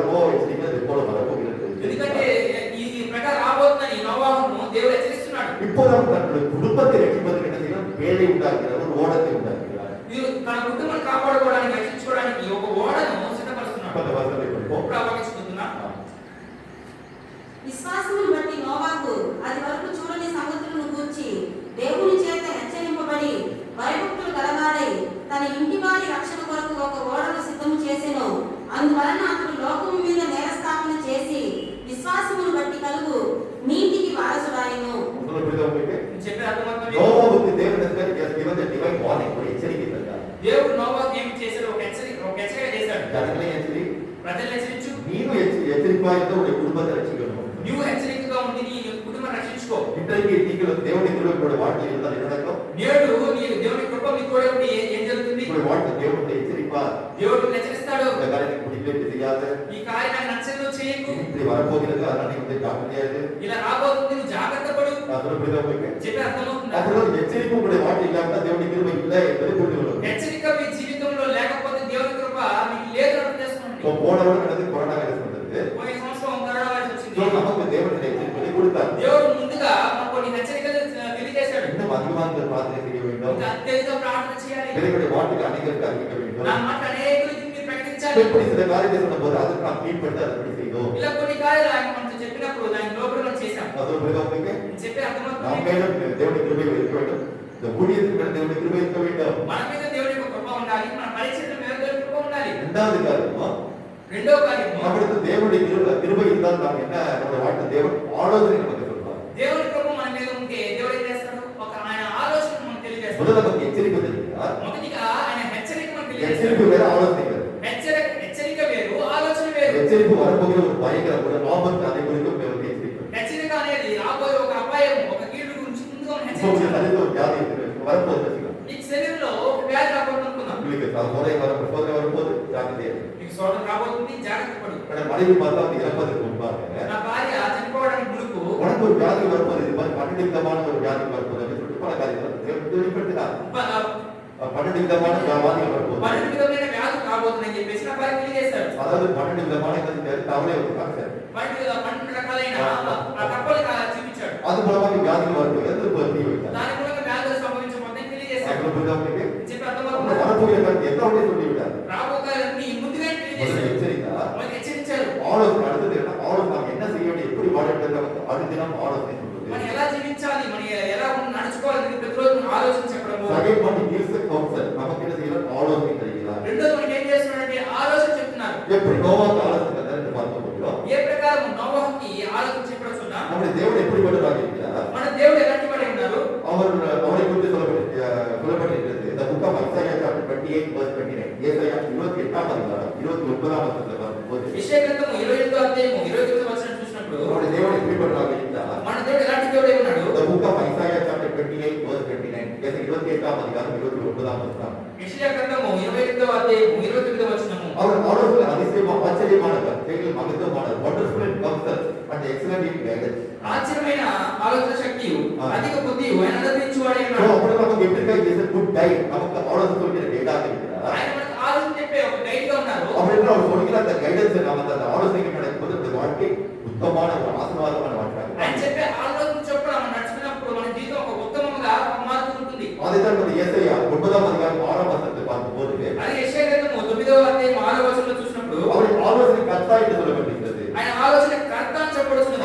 அவர்தான் பார்த்தா கவுன்சிலுக்கு, அதாவது ஆலோசனைக்கு எல்லாமே அவர்தான் வந்து காரணகர்த்தாவாக இருக்கிறார். ఆ ఆలోచన చెప్పడానికి ఆయన ఒక కారకుడుగా, ఆయన కారణకర్తగా ఉన్నాడని చెప్తున్నారు. ஆலோசனை எப்ப நமக்கு வேண்டும்? ஆக்சுவலா ఆలోచన మనకి ఎప్పుడు రావాలి? வரப்போகிற காலத்தில் நமக்கு வேண்டும். రాబోగాలి గురించి కావాలి. உதாரணத்துக்கு நான் சென்னை போன உதாரணத்துக்கு ఉదాహరణకి నేను చెన్నై పోవాలనుకున్నా, நான் போகலாமா வேண்டாமா? నేను పోవచ్చా వద్దా? போன ட்ரெயின் போமா, పోతే ట్రైన్ పోతుందా? பஸ் போமா, బస్సు పోతుందా? இல்ல ஏதாவது பிரச்சனை வருமா? ఏదైనా సమస్యలు వస్తాయా? இந்த மாதிரி ஆலோசனை யாருக்கு தர ఈ முடியும்? ఆలోచన ఎవరు ఇవ్వగలరు? அப்புறம் தேவன் என்ன கேட்க வேண்டும்? దేవుడు ఏమడగాలి? இப்ப நான் போகிறது ஆண்டவருடைய சித்தம், அதை வெளிப்படுத்துங்க. ప్రభు ఇక్కడికి వెళ్ళబోతున్నాను, నీ చిత్తం అయితే உங்க బయటపరచండి. சித்தம் இல்லாட்டி அதை தடுத்து போட்டுங்க. మీ చిత్తం లేకపోతే ఆపివేయండి. அப்புறம் ஆலோசனை தருகிற தேவனாக இருக்கிறார். ఆలోచన చెప్పే దేవుడే ఉన్నాడు. He is a good guide for our day-to-day. நம்முடைய வாழ்க்கை நல்ல ஒரு கைடாக நமக்கு ஒவ்வொரு நாளும் இருக்கிறார். మన జీవితంలో ఒక మంచి గైడ్ గా, మనకి సహాయం చేసే సహాయకుడుగా ప్రతిరోజు ఉన్నాడు. கைட் என்னன்னா, గైడ్ అంటే అర్థమైంది. இப்போ உதாரணத்துக்கு ஒரு புது இடத்துல வந்து ஒரு உதாரணத்துக்கு டெல்லி போறீங்க, தாஜ்மஹால் பார்க்க போறீங்க. ఉదాహరణకి ఒక పర్యాటక స్థలాలను చూడడానికి వెళ్తుంటాము. ఆ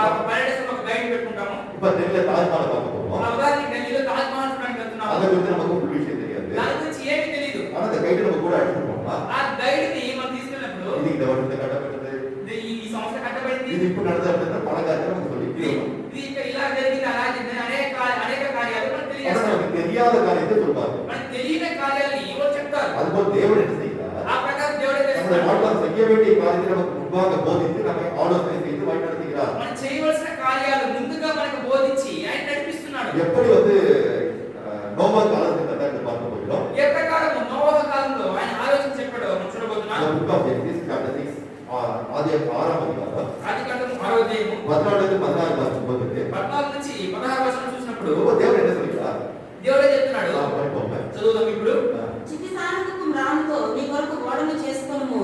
అరలు పెట్టి ఆ ఓడను చేసి లోపటను వెలుపటను దానికి కీలు పూయవలెను. ఓకే அவர் என்ன சொல்றாருன்னா ஒரு ஓடத்தை விட்டார், அது கப்பலை விட்டார். ఆయన ఏం చెప్తున్నాడంటే నువ్వు ఒక ఓడను సృష్టించి ఓడని సిద్ధపరచుకో. அதோட டைமென்ஷன் அதாவது ஒரு அளவு எப்படிப்பட்டதா இருக்குன்னா ఆ ఓడ ఎంత ఎత్తులో ఉండాలని చెప్తున్నాడు. அதை நீங்க பார்க்கும்போது దాని కొలతలు చూసినప్పుడు அது என்ன அளவு வந்து படிப்போம். ఆ కొలతలు ఏంటి? ఆ ఓడను ఆయన చేయడానికి గల కొలతలు ఏంటి అని చూద్దాం. నీవు దాన్ని చేయవలసిన విధమిది. ఆ ఓడ 300 మూరల పొడుగును 50 మూరల వెడల్పును 30 మూరల ఎత్తును కలదై ఉండవలెను. இது அடியில பார்க்கும்போது దీన్ని ఆ మూరలుగా కాకుండా అడుగులుగా చూసినట్లయితే 450 அடி வந்து நீளம், 450 అడుగులు పొడవు, 75 அடி அகலம், 75 వెడల్పు, 45 அடி உயரம். 40 అడుగులు ఎత్తు. அப்படின்னா பாருங்க 45 அடி உயரம் என்னன்னா நம்ம பாருங்க இந்த ஒரு இடம் பார்த்து 10 அடி, இங்க இருந்து கீழே 10 அடியா இருக்கு. చూడండి 40 ఎత్తు అంటే ఉదాహరణకి ఇక్కడ నుంచి 10 అడుగులు. அப்படின்னா கீழே இருந்து 4 மாடி எவ்வளவு இடமா இருக்கோ அந்த அளவுக்கு இருக்கு. కింద నుంచి పైన వరకు 4 అంతస్తులు ఎంత ఎత్తు ఉందో అంత ఎత్తు ఎత్తు. அப்புறம் 4 மாடிக்கு மேல அந்த அளவு ஹைட்டா இருக்கு ஷிப். ఆ 4 అంతస్తులు ఎత్తుంది. அகலம் பாருங்க 75 அடினா எவ்வளவு இருக்கும்? ஒரு மீட்டருக்கு 3 அடி. ఒక మీటర్కి 3 అడుగులు ఉన్నాయి. அப்படின்னா 22 மீட்டர் அவ்வளவு பெரிய ஒரு அகலமான ஒரு ஷிப். 72 మీటర్లు అంత ఎత్తు అది. அது போல பாத்தீங்கன்னா நீளம் எவ்வளவு இருக்குன்னா நீளம் 450 அடி இருக்கு. 450 అడుగులు ఉంది. இப்ப பாருங்க உதாரணத்துக்கு நம்ம வீடு 45 அடி.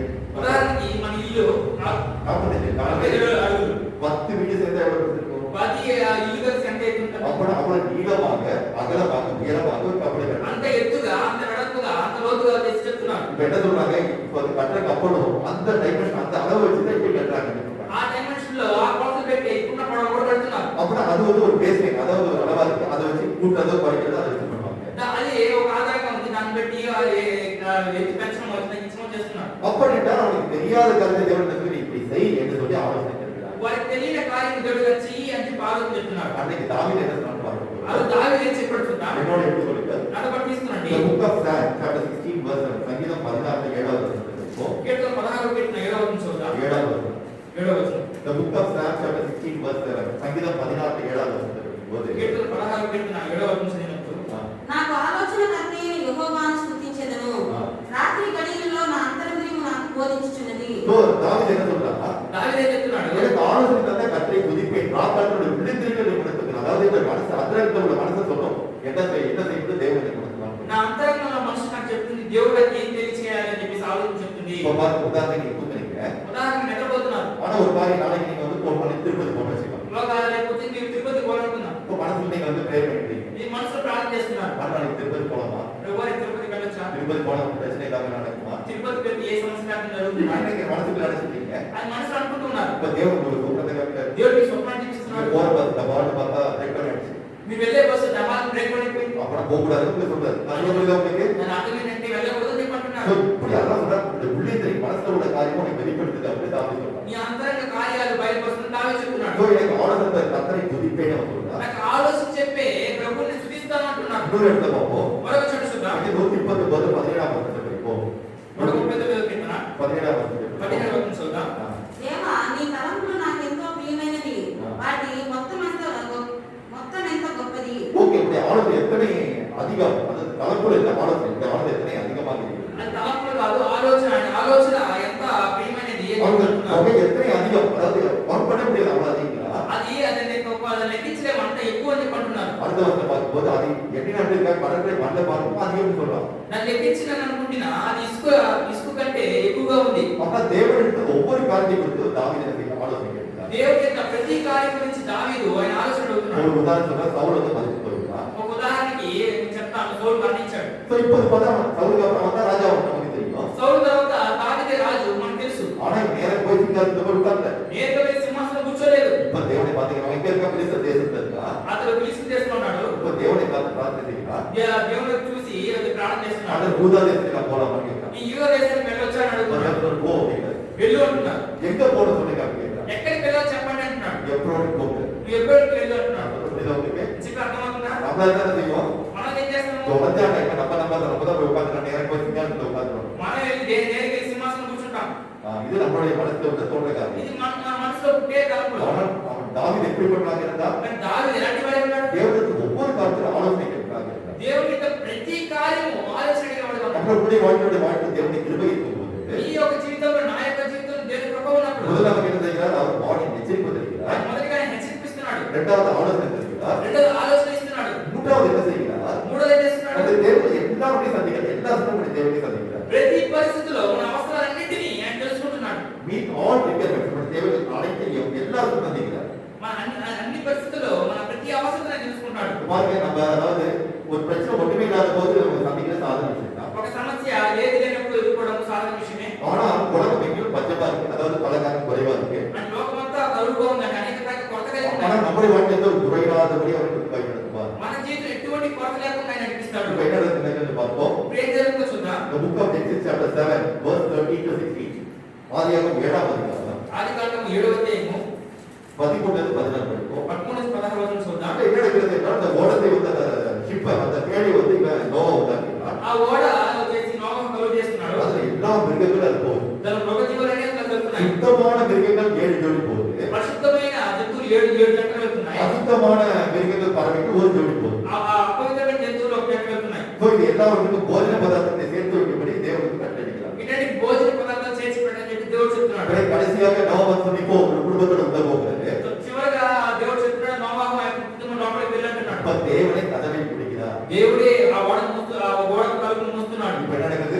ఏం జరుగుతుంది? 40 நாட்கள் இரவு பகல் மழை பெய்யுது. 40 రోజులు రాత్రి పగలు వర్షం వస్తుంది. 150 நாட்கள் அதாவது கிட்டத்தட்ட 5 மாசம் அந்த ஜலத்துல எந்த தண்ணி வந்து போயிட்டு 150 దినాలు అంటే దగ్గర 5 నెలలు చేసి భూమి మీద మొత్తం నీళ్లు ఉన్నాయి. இப்ப அந்த ஷிப்பு கூட இருக்காங்க. ఇప్పుడు ఓడలో ఉన్నారు. கதவு முடியாது.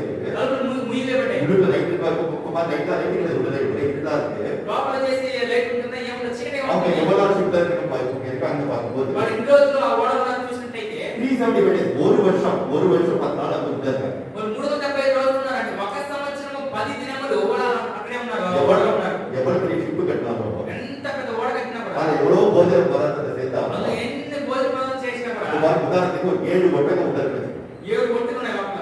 ஒரு ஒட்டகம் எவ்வளவு தண்ணி குடிக்கும் யோசிச்சு பாருங்க. ఒక ఒంటె ఎంత నీళ్ళు ఆలోచించండి. ஒரு ஒட்டகம் 200 லிட்டர் தண்ணி குடிக்கும். ஒரு ட்ரம் தண்ணியா குடிக்கும். అది ఒక డ్రమ్ము నీళ్ళు అది ఒక ఒంటె మొత్తం తాగేస్తుంది. அப்புறம் ஒவ்வொருத்துக்கு எவ்வளவு தண்ணி வேணும்? குடிக்க தண்ணி வேணும். ఒక్కొక్కడికి ఏం కావాలి? తాగ నీళ్ళు కావాలి. எவ்வளவு சாப்பிடறதுக்கு பதார்த்தங்கள் வேணும்? ఎన్ని తినడానికి ఆహార పదార్థాలు కావాలి. இவனுக்கு சாப்பிடறதுக்கு சாப்பாடு வேணும். వీడికి తినడానికి ఆహార పదార్థాలు அப்புறம் కావాలి. இவன் சேர்த்த சாப்பாட்டை போட்டு நடக்காதுங்கிறது புரியணும். ఇప్పుడు చూడండి మీరు చేసిన ఆహార పదార్థాలు ఏం జరగాలో ஒரு తెలుసుకోవాలి. உதாரணத்துக்கு பாருங்க.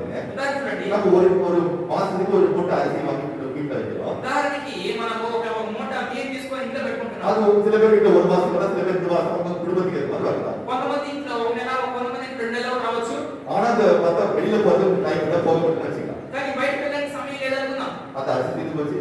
ఆ బియ్యం వచ్చేసి అయిపోయి இப்ப நீங்க தேவனை பிரேயர் பண்ணீங்கன்னா போக முடியல. ఇప్పుడు దేవుడు ప్రార్థన చేస్తున్నాం. ஆனா దేవుడు எடுக்க அரிசி வந்துட்டே இருக்குன்னா తీగ తీగ బియ్యం వస్తూ ఉందంటే அது புரியுதா உங்களுக்கு? నేను చెప్పే అర్థమవుతుందా? நீங்க அந்த யோசித்து பண்ண முடியும். అది ఆలోచిస్తే మీకు అర్థమవుతుంది. ஒரு வருஷம் 10 நாள் வந்திருக்காங்க. ఒక సంవత్సరము 10 దినములు అక్కడ ఉన్నారు. அப்படி நமக்கு எந்த ஒரு கஷ்டம் இல்லை. మనకి ఏ కష్టం లేదు. கதை முடியாச்சு.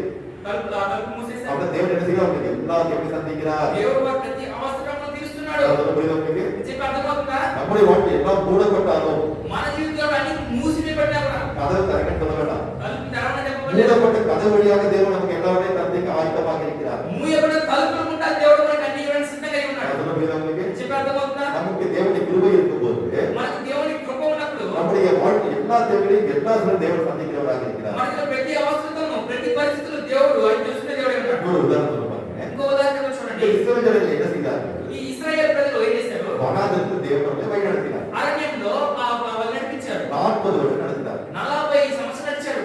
அவங்க தேவன் அப்படிங்கிற உங்கிற அந்த மன்னாவை தந்தார். దేవునికి పూజించే మన్నను వారికి ఇచ్చారు. அங்கங்கே தண்ணி கொடுத்தாரு. అక్కడ నీరు ఇచ్చారు. இவங்களுக்கு மட்டுமல்ல எவ்வளவு மிருக ஜீவங்கள் வந்து யோசிச்சு பாருங்க. వీరికి మాత్రమే కాదు వీరితో పాటు ఇంటి మగ జీవులు వచ్చి ఆలోచించండి.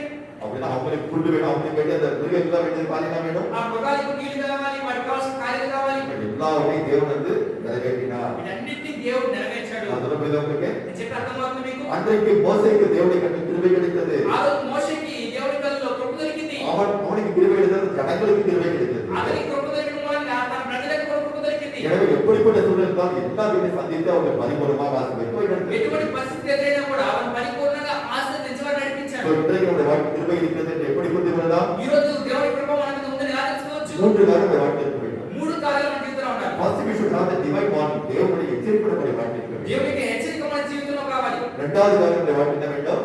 రెండోది మనకి ఏం కావాలి? We should get the confidence of God. தேவனுடைய ஆலோசனை வந்து பெற்றுக்கொள்ள வேண்டும். దేవునికి ఆలోచన మనం పొందుకోవాలి. தேவன் நமக்கு ஆலோசனை தருவார். దేవుడు ఆలోచన ఇస్తాడు. மூன்றாவது காரியம், మూడో కార్యం, he will meet all the requirements in all situations. எந்த ஒரு சூழ்நிலையா இருந்தாலும் எல்லா சூழ்நிலையும் தேவனை சந்திப்பார். ఎటువంటి పరిస్థితి ఎదురైనా కూడా ప్రతి అవసరంతో ఆసక్తిని ఆయన తీరుస్తాడు. ஓகே, நம்ம என்ன பார்த்தது வந்தோம்? మనం ఏం చూసాం ఇంతవరకు? முதல் காரியம் என்ன பார்த்தோம்? మొదటి కార్యం ఏం చూసాం? நாம் தேவனால் ஆசீர்வதிக்கப்பட்டவர்களா? మనం దేవుడిగా ఆశీర్వదించబడ్డామా? இந்த உலகத்தின் ஆசீர்வாதம் தேவனுடைய வாழ்க்கையில் தேவனை பார்த்த ஆசீர்வாதம் அல்ல. ఈ లోక ఆశీర్వాదము దేవుని దృష్టిలో ఆశీర్వాదం కాదు. தேவனுடைய கண்ணில் நமக்கு கிருபை கிடைக்கிறதா? దేవుని కళ్ళలో కృప దొరుకుతుందా? அதுதான் தேவனுடைய ஒரு உன்னதமான ஆசீர்வாதமாக అది இருக்கிறது. దేవుని యొక్క ఉన్నతమైన ఆశీర్వాదం ఉంది. இரண்டாவது நம்முடைய வாழ்க்கை தேவன் நம்மை வந்து நம்முடைய தேவனுடைய வாழ்க்கை கிருபை இருக்கிறது என்பதை எப்படி புரிந்து கொள்ளலாம் என்று பார்த்தோம். దేవుని కృప మనకి ఎలా ఉంటుందో చూడబోతున్నాం. அந்த நோவாவுக்கு தேவனுடைய கண்ணில் கிருபை கிடைத்தது. ఆ రోజు నోవాహుకు దేవుని కళ్ళలో కృప దొరికింది. தேவன் அவனை எச்சரித்தார். దేవుడు హెచ్చరించాడు. எச்சரித்து எல்லாம் தன்னுடைய ஆலோசனை சொன்னார். హెచ్చరించి ఆలోచించి ఆయన బోధించాడు. அவன் அந்த ஓடத்தில் அந்த பேழையில் 1 வருஷம் 10 நாட்கள் இருந்த போதும் ఆ ఓడలో 1 సంవత్సరం 10 దినములు ఉన్నప్పుడు కూడా அவனுக்கு எந்த ஒரு குறையாவது நிறைவேற்றினார். వానికి ఎటువంటి కోట లేకుండా ఆయన నడిపించాడు. ஓகே, சோ இந்த கிருபை நம்முடைய வாழ்க்கை எப்போது கிடைக்கும் என்று பார்ப்போம். ఈ కృప మన జీవితంలో ఎప్పుడు దొరుకుతుంది? அதாவது அந்த கிருபை கிடைப்பது நாம் என்ன செய்ய வேண்டும்? ఈ కృప దొరకడానికి మనం ఏం చేయాలి? மூன்றாவது, మూడవది, to whom the grace will be given. யாருக்கு இந்த வந்து கிருபை கிடைக்கும்? ఎవరికి కృప దొరుకుతుంది? சர்வதேச இந்த குமாரனுடைய வாழ்க்கை இருந்தாலும் தேவனுடைய கிருபை நாம் பெற்றுக்கொள்ள முடியும். இந்த இந்த இந்த காலத்துடைய வாழ்க்கை இருந்தாருன்னா ఈ కార్యం మన జీవితంలో ఉంటేనే நமக்கு தேவனுடைய கிருபை கிடைக்கும். దేవుని కృప మనకు దొరుకుతుంది. முதல் காலத்துடைய வாழ்க்கை என்ன வேண்டும்? మొదటి కార్యము మన జీవితంలో ఏం కావాలి? என்னோட எடுத்துக்கொள்ளுங்க. నాతో పాటు తీసుకోండి. The Proverbs chapter 3 verse 34. நீதிமொழிகள் 3ஆம் அதிகாரம் 34ஆம் வசனம். సామెతల గ్రంథము 3వ అధ్యాయం 34వ వచనము. அது இரண்டாவது வசனம் நீங்க பார்க்கும்போது రెండవ భాగాన్ని మీరు చూసినప్పుడు தாழ்மையுள்ள கிருபை தேவன் கிருபை இருக்கிறார். దీని ఎడల ఆయన దయ చూపును. காப்பாடு என்றால் நம்முடைய வாழ்க்கை என்ன வேண்டும்? ஹியூமிலிட்டி. நம்முடைய வாழ்க்கை ஒரு மனத்தாழ்மை வேண்டும். అంటే మన జీవితంలో ఒక దీనత్వం, ఒక తగ్గింపు కావాలి. அப்புறம் தேவனுக்கு முன்பாக ஒரு மனத்தாழ்மையோடு இருப்பது அவசியமாக இருக்கிறது. దేవుని ఎదుట మన మనసులో ఒక తగ్గింపు కలిగి ఉండడం అవసరమే ఉంది. அதுதான் இயேசு அந்த மலை பிரசங்கத்தில் சொன்னார். యేసుక్రీస్తు వారు కొండ ప్రసంగంలో చెప్పినప్పుడు ஆவியில் எளிமையினர் பாக்கியவான்கள் என்று சொன்னார். ఆత్మలో దీనులైన వారు ధన్యులు అని చెప్తున్నారు. அது என்ன அர்த்தம்? అంటే అర్థం ఏంటి? சும்மா வாய்நாள் சொல்வது அல்ல. ఈ నోట్లు చెప్పడం కాదు. இதெல்லாம் தேவனுடைய கிருபை என்று சொல்வது அல்ல. దేవుని యొక్క కృప అని చెప్పడం కాదు. அதிமனதின் ஆழத்துக்கு தேவனை நான் நம்பி இருக்கிறேன், நான் ஒன்றுமல்ல என்பதை புரிந்து கொண்டு வாழ்வேன். నేను హృదయ అంతరంగంలో నుంచి చెప్పాలి, నేను ఏమీ లేదు అని చెప్పాలి. இரண்டாவது காரியம், రెండో కార్యము, సో దేవుడికి நாம் நம்பிக்கையாக இருக்கும்போது நமக்கு வந்து கிடைக்கும், கிருபை கிடைக்கும். దేవుడి మీద నమ్మకం ఉంచినప్పుడు మనకి దేవుని కృప మనకు దొరుకుతుంది. The book of Psalms chapter 32 verse 10. సంగీతం 32 10వ వచనం. కీర్తన 32వ కీర్తన 10వ వచనం. The book of Psalms chapter 32 verse 10. యెహోవా యందు నమ్మిక ఉంచువానికి కృప ఆవరించున్నది. సో நம்முடைய வாழ்க்கையில் தேவனுடைய நம்பிக்கையாக இருக்கும்போது మనం దేవుని మీద నమ్మకం కలిగి ఉన్నప్పుడు தேவனுடைய கிருபை நம்மை சூழ்ந்து கொள்கிறது. దేవుని కృప మనల్ని ఆవరించి ఉన్నది. సో மூன்றாவது காரியம், మూడో కార్యము, సంగీతం 103 படிப்போம். కీర్తన 103 చదువుదాం. The book of Psalms 103 verse 17. సంగీతం 103 ఆయన నిబంధనలను కైకొనుచు ఆయన కట్టడలను అనుసరించి నడుచుకున్న వారి మీద యెహోవా యందు భయభక్తులు గలవారి మీద ఆయన కృప యుగయుగములు నిలుచును. అప్పుడు దేవుడు కృపగా நாம் பயந்து வாழணும். దేవుని దగ్గర భయపడి జీవించినప్పుడు, அவர்கள் பயப்படாத எந்த ஒரு பாவம் செய்யாதபடி பரிசுத்தமாக வாழ்வது. అంటే ఎటువంటి పాపం చేయకుండా పరిశుద్ధంగా జీవించడం, பரிசுத்தமாக வாழ வேண்டும். పరిశుద్ధంగా జీవించాలి. அடுத்த நம்மிடத்தில் தேவனுடைய கற்பனை உடன்படிக்கை என்னவென்றால் ఆయన కట్టడలు వాక్యం ఏంటంటే அவருடைய வசனத்தை நாம் இதயத்தில் எழுதுகிறார். ఆయన వాక్యంను మన హృదయంలో రాస్తున్నారు. அவருடைய கற்பனை நமக்கு இதயத்தில் வைத்து அதுக்கு நாம் வாழ்வது. ఆయన హృదయం ఆయన ఆజ్ఞలు మన హృదయంలో నుంచి జీవించడము அப்படின்னா ஒரு வசனத்துக்கு நடக்குது. అంటే ఆయన వాక్యాన్ని నడుచుకోవడము. அவருடைய உடன்படிக்கை நாம் கைவிடும்போது அவருடைய கிருபை நம்ம கையில் இருக்கிறது. ఆయన కట్టడలో మనం కైకొన్నప్పుడు ఆయన కృప మన మీద ఉన్నది. நான்காவது காரியம், போய் ஃபாலோ இந்த கோவினன்ட். அவருடைய உடன்படிக்கை நாம் கைவிடும்போது ఆయన నిబంధనలు మనం కైకొన్నప్పుడు உடன்படிக்கை கைவிடுறது அவருடைய வசனத்துப்படி நாம் நடக்கும்போது அவருடைய கிருபை நம்ம கையில் இருக்கிறது. ఆయన వాక్య ప్రకారం నడుచుకున్నప్పుడు ఆయన కృప మన మీద ఉన్నది. ஓகே, அடுத்த காரியம் பார்க்க போகிறோம். తర్వాత చూడబోతున్నాం. யாருக்கு அவருடைய கிருபை கிடைக்கும் என்று பார்க்க போகிறோம். ఎవరికి ఆయన కృప దొరుకుతుందో చూడబోతున్నాం. Next, the book of 1 Corinthians chapter 15 verse 10. 1 Corinthians 15వ అధ్యాయం 10వ వచనం చదువుకో. కొరింథీ రాసిన మొదటి పత్రిక 15వ అధ్యాయం 10వ వచనం చూద్దాం. The book of 1 Corinthians chapter 15 verse 10. అయినను నేనేమై ఉన్నానో అది దేవుని కృప వలననే అయిపోన్నాను. మరి నాకు అనుగ్రహింపబడిన ఆయన కృప నిష్ఫలము కాలేదు కానీ వారందరికంటే నేను ఎక్కువగా ప్రయాసపడితిని. ప్రయాసపడినది నేను కాను, నాకు తోడై ఉన్న దేవుని కృపయే. నేను என்ன சொல்கிறேன்?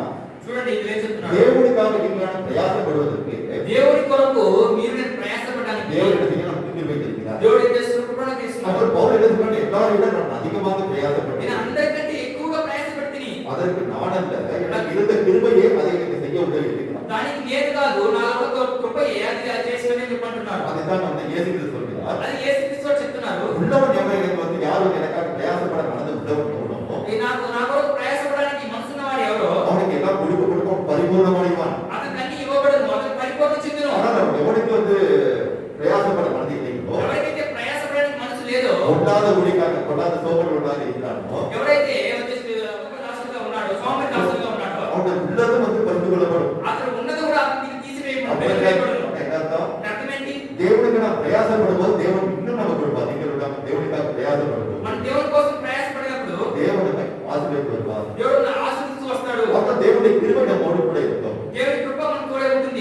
தேவனுடைய கிருபை நம்ம எப்போது இருக்கும் என்று பார்த்தோம். దేవుని కృప మనకి ఎప్పుడు మనకు ఉంటుందో చూసాం. நம்முடைய வாழ்க்கை மனத்தாழ்வோடு இருக்கும்போது நமக்கு தேவன் கிருபை தருகிறார். మొదటిగా మన మనసులో తగ్గింపు ఉన్నప్పుడు దేవుడు మనకి కృప అనుగ్రహిస్తున్నాడు. இரண்டாவது தேவனுடைய நம்பிக்கையாக இருக்கும்போது தேவன் கிருபை தருகிறார். రెండోది దేవుడు నమ్మకం వచ్చినప్పుడు దేవుడు కృప అనుగ్రహిస్తున్నాడు. மூணாவது தேவனுக்கு பார்க்க பயத்தோடு நாம் வாழ்வோது தேவன் கிருபை தருகிறார். దేవుడి మీద భయభక్తులుగా జీవించినప్పుడు దేవుడు మనకి కృప అనుగ్రహిస్తున్నాడు. நாலாவது உடன்படிக்கை கைக்கொண்டு அவருடைய வார்த்தை கைக்கொள்ளும் போது நம்ம தேவன் நமக்கு கிருபை தருகிறார். ఆయన నిబంధనలను ఆయన కట్టడలను ఆజ్ఞలు కైకొన్నప్పుడు మనకు కృప అనుగ్రహిస్తున్నాడు. அடுத்தது கடைசியாக தேவனுக்காக பிரயாசப்படும் போது நமக்கு தேவன் கிருபை தருகிறார். చివరిగా వచ్చేసి దేవుని కోసం ప్రయాసపడినప్పుడు ఆయన కృప మనకు అనుగ్రహిస్తున్నాడు. எனவே தேவன் நம்முடைய வாழ்க்கை எப்போது கிருபை தருகிறது பார்த்தோம். దేవుడు మన జీవితంలో ఎప్పుడు కృప అనుగ్రహిస్తున్నాడు చూసా. அடுத்தது நம்முடைய வாழ்க்கை தேவன் கிருபை தருகிறார். சரி, அந்த கிருபை நம்ம விட்டு எப்போது போய்விடுங்கிறது பார்க்கணும். తర్వాత దేవుడు ఆయన కృప అనుగ్రహించిన సరైనదే, కానీ ఆ కృప మనం విడిచిపెట్టి ఎప్పుడు వెళ్ళిపోతుందో మనం చూద్దాం. அடுத்த வாரம் இந்த கிருபை நமக்கு இப்போது பார்க்க நேரம் இல்லை. ఇప్పుడు చూడడానికి సమయం లేదు. தேவன் எதற்காக நம்ம கிருபை தருகிறார் என்பதை நம்ம அடுத்த வாரம் பார்ப்போம். దేవుడు ఎందుకోసం మన కృప ఇస్తున్నాడు తర్వాత వచ్చేవాడు చూద్దాం. So, இந்த வாரம் என்ன பார்க்க போகிறோம்? ఈ రోజు మనం ఏం చూడబోతున్నాం? இன்றைக்கு கடைசியாக பார்க்க முடிக்க ఈ போகிறோம். రోజు చివరిగా చూసి ముగించబోతున్నాం. So, எப்போது இந்த கிருபை நம்ம விட்டு போகும் என்பதை பார்க்க ఈ போகிறோம். కృప మనం ఎప్పుడు మనం విడిచిపెట్టి పోతుందో మనం చూడబోతున్నాం. When the grace will be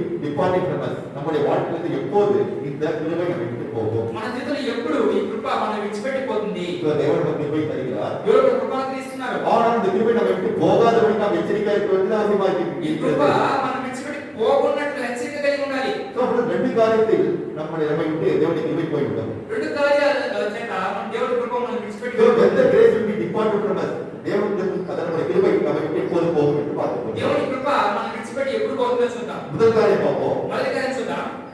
When thinking the 1+6, அதாவது உலகத்தில் மாயான காரியத்தை நாம் வந்து அதற்கு முன்பாக போகும்போது ఈ లోకంలో మాయైన ఒక కార్యాన్ని వెంబడిస్తున్నప్పుడు, அந்த உலகத்தில் எந்த ஒரு காரியம் பிரயோஜனம் இல்லை. అంటే ఈ లోకంలో அதாவது இந்த உலகத்தில் எந்த ஒரு பிரயோஜனம் இல்லாத காரியத்தை முன்பாக நாம் செல்லும் போது ఈ లోకం ఎటువంటి ప్రయోజనమైన కార్యాన్ని వెంబడిస్తున్నప్పుడు நம்முடைய வாழ்க்கையில் நாம் பெற்றுக்கொண்ட கிருபை நாம் இழந்து கொள்வோம். మన జీవితంలో పొందుకున్న కృపను కోల్పోతాం. என்னோட எடுத்துக்கொள்ளுங்கள். అంతగా The తీసుకునండి. book of Jonah chapter 2 verse 8. யோனா 2ஆம் அதிகாரம் 8ஆம் வசனத்தை பார்ப்போம். యోనా గ్రంథము 2ஆம் அதிகாரம். 2వ అధ్యాయం 8వ వచనం చదువుదాం. The book of Jonah chapter 2 verse 8. முதல் காரியம் என்ன பார்க்கிறோம்? మొదటి కార్యం చూస్తున్నాం. நாம் எப்போது இந்த கிருபை நாம் இழப்போம்? முதல் காரியம், நாம் எப்போது மாயை பின்பற்றுகிறோமோ நாம் கிருபை இழந்து போவோம். ఎప్పుడైతే మనము మాయైన కార్యాలను వ్యర్థమైన కార్యాలను వెంబడిస్తున్నామో అప్పుడు మన కృపను మనం కోల్పోతాం. అసత్యమైన వ్యర్థ దేవతల యందు లక్ష్యముంచు వారు తమ కృపాదానమును విసర్జింతురు. So, ஒரு இப்படி ஒரு விக்கிரகம் பார்த்தா ஒன்று பிரயோஜனம் இல்லையோ, ఏదో ఒక విగ్రహం దేనికి ప్రయోజనం లేకుండా அதே ఉంది. போல அநேக காரியங்கள் உலகத்தில் வேண்டாத காரியத்தை நாம் பின்பற்றும் போது நமக்கு வருகிற கிருபை நாம் இழந்து போவோம். అలాగే ఈ లోక అనేక వ్యర్థమైన కార్యాలను వెంబడించినప్పుడు మన కృపను కోల్పోతాం. அதுதான் சங்கீதக்காரன் சொல்கிறார். అదే కీర్తనకారుడు చెప్తున్నాడు. அதெல்லாம் வந்து சாலமன் சொல்கிறார். అదే సోలొమోను చెప్తున్నాడు. The book of Proverbs chapter 30 verse 7 and 8. సామెతల గ్రంథము 13వ అధ్యాయం 7 మరియు 8. 30ஆம் அதிகாரம். The book of Proverbs chapter 30 verse 7 and 8. நீதிமொழி 30ஆம் அதிகாரம் 7 8வது வசனம். సామెతల గ్రంథం 30 అధ్యాయం 7 మరియు 8 వచనం. இத வந்து பார்த்தா என்ன கேட்கிறார் என்று பார்க்கும்போது ఇందులో ఏం అడుగుతున్నాడో చూసినప్పుడు இரண்டு மனுக்கு மட்டும் கேட்கிறார். asking two petition. ரெண்டு கோரிக்கை மட்டும் கேட்கிறார். నేను రెండు మనవులను ఇది అడుగుతున్నాను. அது மறுக்கும்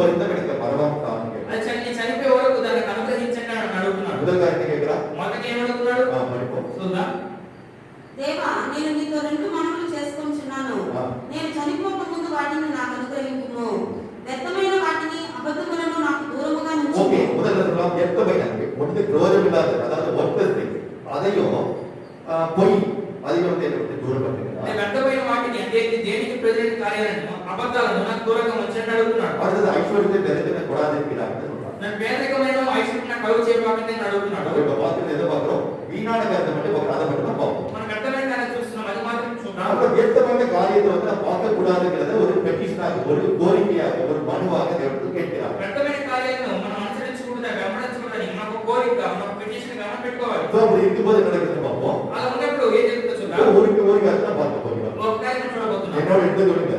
అదొకటి తీసుకురండి. The book of 2 Kings, రెండు రాజాలు. రెండు రాజుల గ్రంథము. The book of 2 Kings, chapter 5 verse 14. 5వ అధ్యాయం 14వ వచనం. 5వ అధ్యాయం 14వ. இது என்ன நடக்குதுன்னு புத்தக சம்பந்தம் படிப்போம். ఏం జరుగుతుందో సంగతి చదువుదాం. வரலாறு குறித்து சொல்றேன், அதுக்கு நீங்க படிங்க. మొదటి చెప్తాను తర్వాత చదవండి. இதுல என்ன நடக்குது என்றால் நாகமான் என்ற ஒரு யாருன்னா ஒரு தளபதி இருக்கிறார். அந்த சிரியா தேசத்து ஒரு ராணுவ தளபதி இருக்கிறார். సిరియా దేశంలో రహమాన్ అనేసి నామానేసి ఒక సైనికుడు ఉన్నాడు. அவன் என்ன செய்யறான்? அவன் வந்து குஷ்ரோகியா இருக்கிறான். అతను ఒక కుష్టి రోగి అయి ఉన్నాడు. அவன் வீட்டுல பார்த்தா ஒரு சின்ன ஒரு யூத பெண் இருக்காரு. சின்ன பெண் அவன் என்ன செய்யறாங்க? அங்கேருந்து யூதா தேசத்திலிருந்து சிறைக்கு இதே கொண்டு வர்றாங்க. అక్కడ యూదా దేశం నుంచి ఒక చిన్న ఒక అమ్మాయిని ఒక దరసర కైకి తీసుకొస్తున్నారు. సో இப்படி இருக்கும்போது அந்த பெண் என்ன சொல்றா? అలా ఉన్నప్పుడు ఆ చిన్న పాప ఏం இந்த చెప్తుందంటే, நாகமான் வந்து எங்க தேசத்துக்கு போனா இந்த தீர்க்கதரிசியோட குணப்படுத்துவாருன்னு சொல்றான். మీరు మన దేశానికి వెళ్తే ఒక ప్రవక్తను ఆయన మనల్ని స్వస్థపరుస్తాడు. அதை போல என்ன செய்யற? நாகமானுக்கு போறா. ఆ ప్రకారమే నయమాను ఆ దేశానికి వెళ్తున్నాడు. அதுக்கு முன்னாடி உள்ள காரியம் பெரிய காரியம் இப்ப நம்ம நேரா சப்ஜெக்ட் போறோம். நான் சொல்ல வேண்டிய விஷயம் நான் வரேன். దాని ముందు కార్యం ప్రదేశం కాదు, ఇప్పుడు మెయిన్ సబ్జెక్ట్ వస్తాము. இப்ப நேரா போய் என்ன செய்ய? எலிசாட்ட வரா. నేను ఎలీషా దగ్గరికి వస్తున్నాడు. எலிசா அவன் என்ன சொல்றா? ఎలీషా అతను ఏం చెప్తున్నాడు? யோர்தானத்துல 7 முறை ஸ்நானம் பண்ணது சொல்லுவாங்க, முழுகி எழுந்துரு அப்படிங்கிறாங்க. నువ్వు యోర్దానులో వెళ్ళి 7 మార్లు మునిగి నువ్వు లేయి అని అంటున్నాడు. அதை கேட்டு பார்த்து நாகமான் பயங்கர கோபம் வருது. దాన్ని చూసి దాన్ని విని నయమానికి గొప్ప పెద్ద కోపం వస్తుంది. அவன் என்ன நினைக்கிறான்? అదేమనుకున్నాడు? இப்ப பார்த்தா தேவ மனுஷனாச்சே. ఈ చూస్తే దైవజనుడు అయితే அவன் தலையில கை வச்சு ஜெபலாம் பண்ணுவாரு. ఆయన చేతిలో వచ్చి తల మీద పెట్టి ఏ ప్రార్థన చేస్తాడు? ஏதோ அற்புதம் நடக்கும். ఇలా అద్భుతం அது జరుగుతుంది. நம்மளுடைய குஷ்ரோகம் இது போட்டுருக்கான். దాని వల్ల నాకు కుష్ఠరోగం పోతుంది అనుకుంటే அப்போ நினைக்கிறான், అప్పుడు అతను అనుకుంటున్నాడు, ஒரு தேசத்து நதியா இல்ல அது விட்டாங்க இங்க யோர்தான்ல வந்து குளிக்கணும் நினைக்கிறான். మా దేశం నది ఏం లేదా, మీ దేశం ఎందుకు నేను ఈ నదిలో నేను మునగాలనుకుంటున్నాడు. அப்ப அந்த நாகமான ஊழியக்காரர் இருந்தான். ఆ నయమాన దాసు చెప్తున్నాడు, எலிசா அந்த தேவ மனுஷன் பெரிய காரியம் நீங்க வந்து செய்யறது கஷ்டப்பட்டா ఆయన చేసి ఆ ఎలీషా దైవజనుడు పెద్దగా చెప్తే మీరు కష్టపడొచ్చు. ஒரு சின்ன காரியத்தை சொல்றாரு. 7 முறை ரெண்டு ஸ்நானம் பண்ணிட்டு சொல்றாரு. ఆయన చిన్న కార్యమే చెప్తున్నాడు, 7 మార్లు మునిగి లేమనే அது చెప్తున్నాడు. செய்யறது கஷ்டம் செஞ்சு பாருங்க. ఆ చేయడానికి ఏం కష్టమో చేసి చూడండి అంటున్నాడు. இப்போ ஒரு கோபம் போயிட்டு நம்ம செஞ்சு பார்ப்போம் செய்யறாங்க. సరే అతను కోపం పోయింది, అతను చేసి చూద్దాం అనుకున్నాడు. அவன் 7 முறை டுப்பி அதாவது முழுகி எழுந்ததுக்கு அப்புறம் 7 మార్లు మునిగి లేచిన తర్వాత ரெண்டாவது சரீரம் வந்து சிறு பிள்ளை போல பார்த்தது குஷ்ரோகம் ఆ కుష్ఠరోగం వెళ్ళి చిన్న పసిపిల్ల వాడి ఒక శరీరంలో మారిపోతుంది. இப்போ சொந்தமாக స్వస్థమవుతున్నాడు. யோசிச்சு பாருங்க, குஷ்ரோகி சொந்தமான மனசு எவ்வளவு சந்தோஷம். ఈ కుష్ఠరోగం స్వస్థపడితే ఎంత సంతోషం இப்போ మనసులో. எல்லாருமே கோல்டு சில்வர் மத்தபடி விலையேற்ற ஆபரணம் கொண்டு வரா. అతను బంగారు వెండి విలువైన ఆభరణాలు తీసుకొస్తున్నాడు. இப்போ எலிசாட்ட சொல்றா, ఇప్పుడు ఎలీసా చెప్తున్నాడు, நான் காணிக்கை தரேன் வாங்கிக்கங்க. నేను మీకు కానుకిస్తాను తీసుకోండి. அப்ப எலிசா என்ன செய்யணும்? అప్పుడు ఎలీసా ఏం చేస్తున్నాడు చూద్దాం. கூட அப்படியே நம்ம வசனத்தை படிப்போம். ఇప్పుడు ఆ వాక్యం చదువుకుందాం. மத்தியில 14 15 5:14 చదవండి. అతడు పోయి దైవజనుడు చెప్పినట్లు యోర్దాను నదిలో ఓకే. 7 మార్లు మునగగా అతని దేహము పసిపిల్ల దేహము వలనై అతడు శుద్ధుడాయెను. ஓகே, நம்ம அதெல்லாம் பார்த்தோம். நமக்கு பார்த்தா பரிபூர்ண சுகம் கிடைச்சிருக்கு. అతనికి ఏం జరిగింది? పరిపూర్ణ స్వస్థత దొరికింది. இப்போ ரொம்ப மனசு ரொம்ப சந்தோஷம், நன்றியோட என்ன செய்யலாம்? எலிசாட்ட வராங்க. ఆ మనసులో ఒక సంతోషంతో కృతజ్ఞతతో వెళ్తున్నాడు. இப்போ இந்த பணநதியா இருக்கிறத பார்த்து கோல்டு சில்வர் எல்லாமே இருக்கு. బంగారు వెండి చాలా విలువైన వస్తువులు అక్కడ ఉన్నాయి. இப்போ எல்லாத்தையும் கொடுத்துட்டு வெறுங்காலம் நடந்து போறது ரெடியா అతను இருக்காங்க. మొత్తం ఇచ్చేసి ఒక విజయం వెళ్ళాలనుకుంటున్నాడు. ஆனா எலிசா என்ன செய்யணும் பார்ப்போம். కానీ ఎలీసా ఏం చేస్తున్నాడు చూద్దాం. அடுத்த வசனத்தை படிப்போம். తర్వాత వచనం చూద్దాం. ఎలీషా ఎవరి సన్నిధిని నేను నిలువబడి ఉన్నానో 14 15 15 அது అప్పుడు అతడు తన పరివారముతో కూడా దైవజనుని దగ్గరకు తిరిగి వచ్చి అతని ముందర నిలిచి, చిత్తగించుము, ఇశ్రాయేలునున్న దేవుడు తప్ప లోకమంతటి అందును మరి ఒక దేవుడు లేడని నేను ఎరుగుదును. ఇప్పుడు నీవు నీ దాసుడునైన నా యొద్ద బహుమానము తీసుకొనవలసినదని అతనితో చెప్పగా, என்ன சொல்ற கட்டாயப்படுத்த காணிக்கை கூட வாங்கிங்க அப்படி சொல்லிட்டு சொல்றாங்க. ఈ కానుకలు మాత్రం తీసుకోండి అని నిర్బంధపరుస్తున్నాడు. அப்ப எலிசா என்ன சொல்றா? అప్పుడు ఎలీసా ఏం చెప్తున్నాడు? ఎలీషా ఎవరి సన్నిధిని నేను నిలువబడి ఉన్నానో ఇశ్రాయేలు దేవుడైన ఆ యెహోవా జీవము తోడు నేనేమీ తీసుకొనను అని చెప్పెను. నయమాను అతనిని ఎంతో బతిమాలినను అతడు గొప్పకపోయెను. ரொம்ப கட்டாயப்படுத்த வாங்கி கெஞ்சுறாங்க, முடியாதுன்னு சொல்றாங்க. అతను ఇంకా నిర్బంధపరుస్తున్నాడు. తీసుకోండి అంటున్నాడు, కానీ ఎలీసా తీసుకోలేదు. ஏன் வாங்கலன்னா ఎందుకు తీసుకోలేదంటే இயேசு கிறிஸ்துவோட சீஷர்ட்ட வந்து புத்தி சொல்றாரு. యేసుక్రీస్తు వారు తన శిష్యులకు மத்தேயு 10ஆம் அதிகாரம் 8ஆம் வசனத்தை படிப்போம். మత్తయి సువార్త 10వ అధ్యాయం 8వ వచనం చదువుదాం. இதை நீங்க ஞாபகம் எப்படி ஞாபகம் வச்சுக்கணும்? ఇది ఎలా గుర్తుంచుకోవాలంటే இப்ப நம்ம வந்து பார்த்தா ஆம்புலன்ஸ்க்கு நம்பர் என்ன போட்டு 108 நம்பர் போட்டுருக்கு. మన అంబులెన్స్ కి 108 నెంబర్ ఉంది. அந்த 108 ஏன் போட்டுருக்காங்க? 108 ఎందుకు పెట్టుంది? மத்தேயு 10ஆம் அதிகாரம் 8ஆம் வசனம் 10:8 அதான் 108 போட்டுருக்கு. మత్తయి సువార్త 10వ అధ్యాయం 8వ వచనంలో చేసింది. அன்றைக்கு இயேசுவோட சீஷர்கள் வந்து ஊழியத்துக்கு அனுப்பிய போது என்ன சொன்னா? యేసుక్రీస్తు ఆయన శిష్యులకి ఆయన పరిచయం పంపించినప్పుడు ఏం చెప్పారు? அவர் பார்த்து கட்டளை கொடுத்தா, அவர் பார்த்து கட்டளை கொடுத்தா, వారు చూసి ఆజ్ఞాపించారు. யாத்திரை குணப்படுத்துங்க, మీరు రోగులు స్వస్థపరచండి, குஷ்டரோகிகளை சுத்தப்படுத்துங்க, కుష్ఠరోగులను శుద్ధి చేయండి, பிசாசை விரட்டுங்க, దయ్యాలను వెళ్ళగొట్టండి, மருத்துவ உயிரோடு எழுப்புங்க. చనిపోయిన వారిని లేపండి. ஒரு முக்கியமான காரியம் சொல்கிறார். ముఖ్యమైన కార్యం చెప్తున్నారు. இலவசமாக பெற்று இலவசமாய் கொடுங்கன்னு சொல்கிறார். ఉచితంగా పొందితిరి కనుక మీరు ఉచితంగా ఇయ్యండి అంటున్నారు. இப்ப நம்ம யாரும் எங்க கூப்பிடுறாங்க பிரேயர் பண்ணுங்கன்னு சொல்றாங்க. మనల్ని ఎవరింటిగా పిలుస్తున్నారు ప్రార్థన చేయమని. அப்புறம் பிரேயர் பண்ணும்போது ஒரு அற்புதம் நடக்குது. మనం ప్రార్థన చేసిన ఒక అద్భుతం జరుగుతుంది. அது நம்ம நடந்தது அல்ல, ఇది మన వల్ల జరిగింది కాదు, தேவனா நடந்தது. దేవుడి వల్ల జరిగింది. எனவே தேவனுக்கு தர வேண்டிய மகிமை நாம் புரிந்து கொள்ளக்கூடாது. దేవుడికి ఇవ్వాల్సిన మహిమను మనం గౌరవించకూడదు. எனவே இலவசமாக செய்ய வேண்டும் புரிந்து கொள்ள வேண்டும். ఉచితంగా చెయ్యాలని మీరు అర్థం చేసుకోవాలి. ஒரு முறை நடந்த சாது சுந்தரசிங்கோட வாழ்க்கை நடந்த காரியத்தை சொல்லி சொல்றேன். ఒక మారు సాధు సుందర్ సింగ్ ఆయన జీవితం జరిగిన కార్యం చెప్పాను. ஒரு முறை என்னாச்சுன்னா அந்த சாது சுந்தரசிங்க ஒரு பயங்கர வியாதி, அவர் வந்து சாதுங்க வந்து சொன்னா இந்த வியாதி குணப்படுத்தணும். సాధు సుందర్ సింగ్ ఒక భయంకర వ్యాధి తీసుకుని వచ్చి నా వ్యాధిని స్వస్థపరచని అని అడిగారు. அப்போ பட்ட கஷ்டத்தை பார்த்து அவருக்கு ரொம்ப கண்ணீர் வந்துச்சு. தேவனை பார்த்து கண்ணீரோட பிரார்த்தனை பண்ணி அவனுக்காக வந்து பண்ணாங்க. అతను పడే కష్టం చూసి ఆయన కన్నీరు వచ్చింది. ఆ దేవుని వైపు చూసి కన్నీరుతో ప్రార్థన చేస్తున్నారు. அவன் ஒன்றும் தெரியாது, ஹிந்து அவன் ஒன்றும் தெரியாது, மாத்திரம் பரிபூர்ண சுகத்தை தேவன் தந்தார். అతని హిందూ, అతనికి ఏం తెలియదు. దేవుడు చేసి అతనికి పరిపూర్ణ స్వస్థత அவன் ఇస్తున్నాడు. ரொம்ப சந்தோஷமாயிட்டா. ఆయన చాలా సంతోషమయ్యాడు. சாது சுந்தரசிங்க காலில் அப்படியே சாஷ்டாங்க எடுத்து வந்து நீங்க தான் எனக்கு தேவன், நீங்க தான் கடவுள் அப்படின்னு சொல்றாங்க. అతను వచ్చేసి సాష్టాంగ పడి చేసి సాధు సుందర్ కాళ్ళ పడి మీరే నాకు దేవుడు, మీరే నాకు భగవాన్ అని చెప్పి అన్నాడు. அப்போ வந்து அவன் என்ன சாது சொல்றாரு, సాధు సుందర్ సింగ్ ஐயோ చెప్పాడు, நான் வந்து தேவன் நம்ப, நான் வந்து சாதாரண போல சாதாரண மனுஷன், అయ్యో నేను దేవుడు కాదయ్యా, నేను నీలాగా సాధారణ వ్యక్తిని, என்ன கூடக்கூடாது. నన్ను మీరు మొక్కకూడదు. தேவன் நம்பி பிரார்த்தனை பண்ணாரு. దేవుడు ప్రార్థన చేశాడు. ஆண்டவரே இவன் செய்த தப்பை இவனை தப்பை பண்ணிக்கிறீங்க. ప్రభు ఇతను చేసిన తప్పుని నా తప్పుగా క్షమించండి. இப்படி இந்த ஜனங்கள் உம்மை நோக்கி வராம இன்னொக்கி வர்றது ஒரு காரணமா இருந்தா, ప్రభు ఈ ప్రజలు నీ వైపు కాకుండా నా వైపు రావడానికి కారణం ఏంటి? இந்த அற்புத செய்தத்தோட வரத்தை தராதீங்க. ఈ అద్భుత స్వస్థత ఇచ్చే వరడానికి పోకండి. அதுல புரியுதா உங்களுக்கு? నేను చెప్పే అర్థమవుతుందా? இந்த ஜனங்கள் உண்மை விட்டு என்னை கேட்டுனா அப்படிப்பட்ட வரத்தை தராதீங்க. ఈ ప్రజలు మిమ్మల్ని విడిచిపెట్టాలని వెళ్ళినట్లయితే అటువంటి వరడానికి వద్దు, నాకు ఇవ్వకండి. இதான் இங்க நடக்குது. ఇప్పుడు ఇలాగే జరుగుతుంది. எலிசாவுடைய கண்களுக்கு முன்பாக யார் எலிசா வந்து ஒரு கடல், சரி நாகமான் கண்களுக்கு முன்பாக யார் எலிசா ஒரு கடல் மாதிரி இருக்கான். ఇప్పుడు నయమాన్ ఒక కళ్ళేదట, ఎలీషా ఎలా ఉన్నాడు? ఒక దేవుడు లాగా ఉన్నాడు. இப்ப என்ன சொல்றான்? నేను వద్దని చెప్పన్నాడు. ஆனா அவனுடைய அசிஸ்டன்ட் கை, அவனுக்கு அசிஸ்டன்ட் கேயாசி வந்திருக்கான். కేజీని అతనికి ఒక సేవకుడు ఉన్నాడు. அவன் என்ன செய்யறான் பாவம். అతనే చేసినట్టు చూద్దాం. 20 படிப்பாங்க. అందులోనే 23 వచనం చూద్దాం. இப்போ உடைய அசிஸ்டன்ட் மனசு ரொம்ப கஷ்டமா இருக்கு. ఇప్పుడు అతను ఆ సేవకుడికి చాలా కష్టంగా ఉంది. இப்ப என்னாச்சு, எலிசாக்கு அப்புறம் அவன் தான் பெரிய தீர்க்க கேட்கிறாங்க. ఎందుకంటే ఎలీషా తర్వాత తానే ఒక పెద్ద ప్రవక్తగా ఉండాలి అక్కడ. அவன் நினைக்க மனசுல என்ன நினைக்கிறான், అతను మనసులో ఏమనుకుంటాడు? எஜமான் நல்ல ஜாக்பாட் அடிச்சு பார்த்தாரு. அவர் விட்டாரு. அந்த கட்டம் பார்த்து ஒரு சான்ஸ் మన கிடைச்சு. యజమానికి ఒక మంచి జాక్పాట్ அதை పెట్టాడు. விட்டாரு, நமக்கு ஒன்றும் ஆதாயம் கிடைச்சு. మనకి ఏం అదే లేకుండా పోయింది. இப்ப நான் முன்னாடி போய் அவன் ஏதாச்சும் வாங்கி பண்ணாங்க. నేను ముందుకెళ్ళి అతని ఎదురు చెందిన దొరుకుతుందని తీసుకొస్తాను. நேரம் முன்னாடியே போறான். వాళ్ళు వెంబడిస్తున్నారు. 20ஆம் வசனத்தை படிப்போம். 20 వచనం చూద్దాం. అంతటా దైవజనుడైన ఎలీషాకు సేవకుడగు గేహాజీ ఆ. సిరియనుడైన ఈ నయమాను తీసుకొని వచ్చిన వాటిని అంగీకరించుటకు నా యజమానునికి మనసు లేకపోయిన గాని ఆ. యెహోవా జీవము తోడు నేను పరిగెత్తుకొని పోయి అతని కలుసుకొని అతని యొద్ద ఏదైనా తీసుకొద్దును అనుకుని எதையாச்சும் உடனே பண்ணி வர்றாங்க, பண்ணி சொல்லிட்டு போறாங்க. ఏదైనా అతను తీసుకొస్తానని వెళ్తున్నాడు. இப்ப என்ன நடக்குது? ఇప్పుడు ఏం జరుగుతుంది? இப்ப 21 படிப்போம். 22 చూద్దాం. నయమానును కలుసుకున్నట్టుకై పోవచుండగా నయమాను తన వెనుక నుండి పరుగున వచ్చుచున్న వానిని చూచి తన రథము మీద నుండి దిగి వానిని ఎదుర్కొని யோசிச்சு பாருங்க என்ன நடக்குது.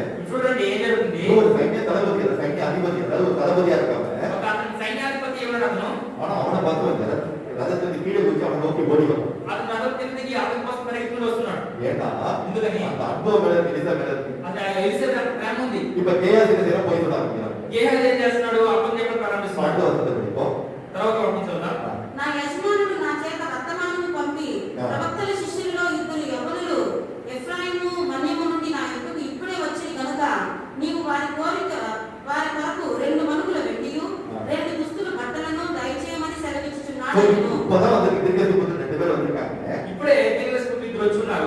ஒரு காலத்து வெட்டியும் பார்த்து ட்ரெஸ் விட்டுங்க அங்கே. అక్కడ వెండి బట్టలు ఇవ్వండి అని చెప్పి అడుగుతున్నాడు. உடனே டாக்டர் செய்யறான். அடுத்த வசனத்தை பார்ப்போம். తర్వాత నయమాన్ ఏం చేస్తున్నాడు? కోసం చూద్దాం. అందుకు నయమాను నీకు అనుకూలమైతే రెట్టింపు వెండి తీసుకొనమని బతిమాలి 2 సంచులలో 4 మనుగుల వెండి కట్టి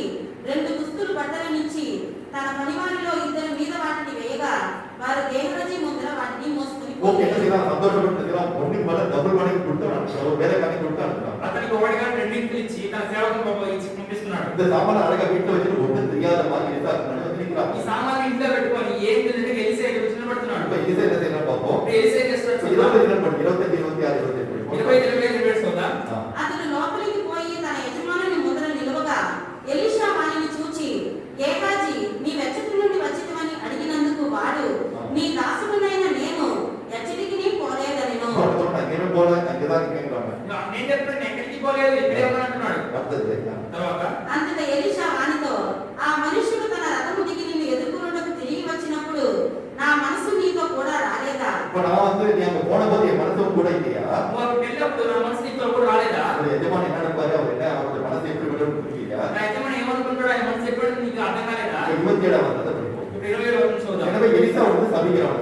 ఎలీషా శపిస్తున్నాడు. என்ன சொல்றா? ఏం చెప్తున్నాడు? కాబట్టి నయమానుకు కలిగిన పుష్టు నీకును నీ సంతతికిని సర్వకాలము అంటి ఉండునని చెప్పగా వాడు మంచు వలె తెల్లనైన పుష్టుము కలిగి ఎలీషా ఎదుట నుండి బయటికి వెళ్ళెను. இதெல்லாம் என்ன புரிந்து கொள்கிறோம்? నువ్వేం இந்த చేయమంటున్నావు? உலகத்துல அற்பமான இந்த ஐஸ்வர்யத்துக்காக என்ன செய்யணும் போய் சொல்றாங்க. ఈ లోకంలో అల్పమైన ఐశ్వర్యం కోసం అబద్ధం చెప్పాడు. எலிசாக்கு அப்புறம் எலிசா இறந்த பிறகு அவனோட இடத்துல யாருக்குன்னு பெரிய தீர்க்கதரிசி யார் வர வேண்டிய கேயாசி வர வேண்டியது. ఎందుకు ఎలీసా తర్వాత ఆ పెద్ద ప్రవక్తకి ఎవరు రావాలి? గేహాజీ రావాలి. இவன் தீர்க்கதரிசில ఈ ప్రవక్త రాలేదు. அவன் மட்டும் குஷ்டாக்கியோட சந்ததே குஷ்டரோகியாக மாறிவிட்டது.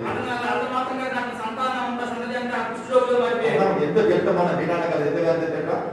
ఏ కార్యం చూస్తున్నాడు? இந்த உலகத்துல ஐஸ்வர்யத்தை பெருசா நினைக்கிறான். ஆனா சொன்னது அந்த வாழ்க்கை சாபமாக மாறிடுது. ఈ లోపల ఐశ్వర్యాన్ని గొప్పగా తలుచుకున్నాడు కానీ అతని జీవితం శాపంగా మారిపోయింది. ஒரு சின்ன சம்பந்தத்தை சொல்றேன். ఒక చిన్న సంఘటన మీకు చెప్తాను. ரெண்டு பொண்ணுங்க பார்த்தா ஃப்ரெண்ட்ஸா இருந்தாங்க.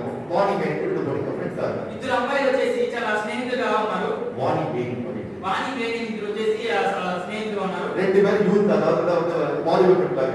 ఇద్దరు చాలా యవనస్తులుగా ఉన్నారు.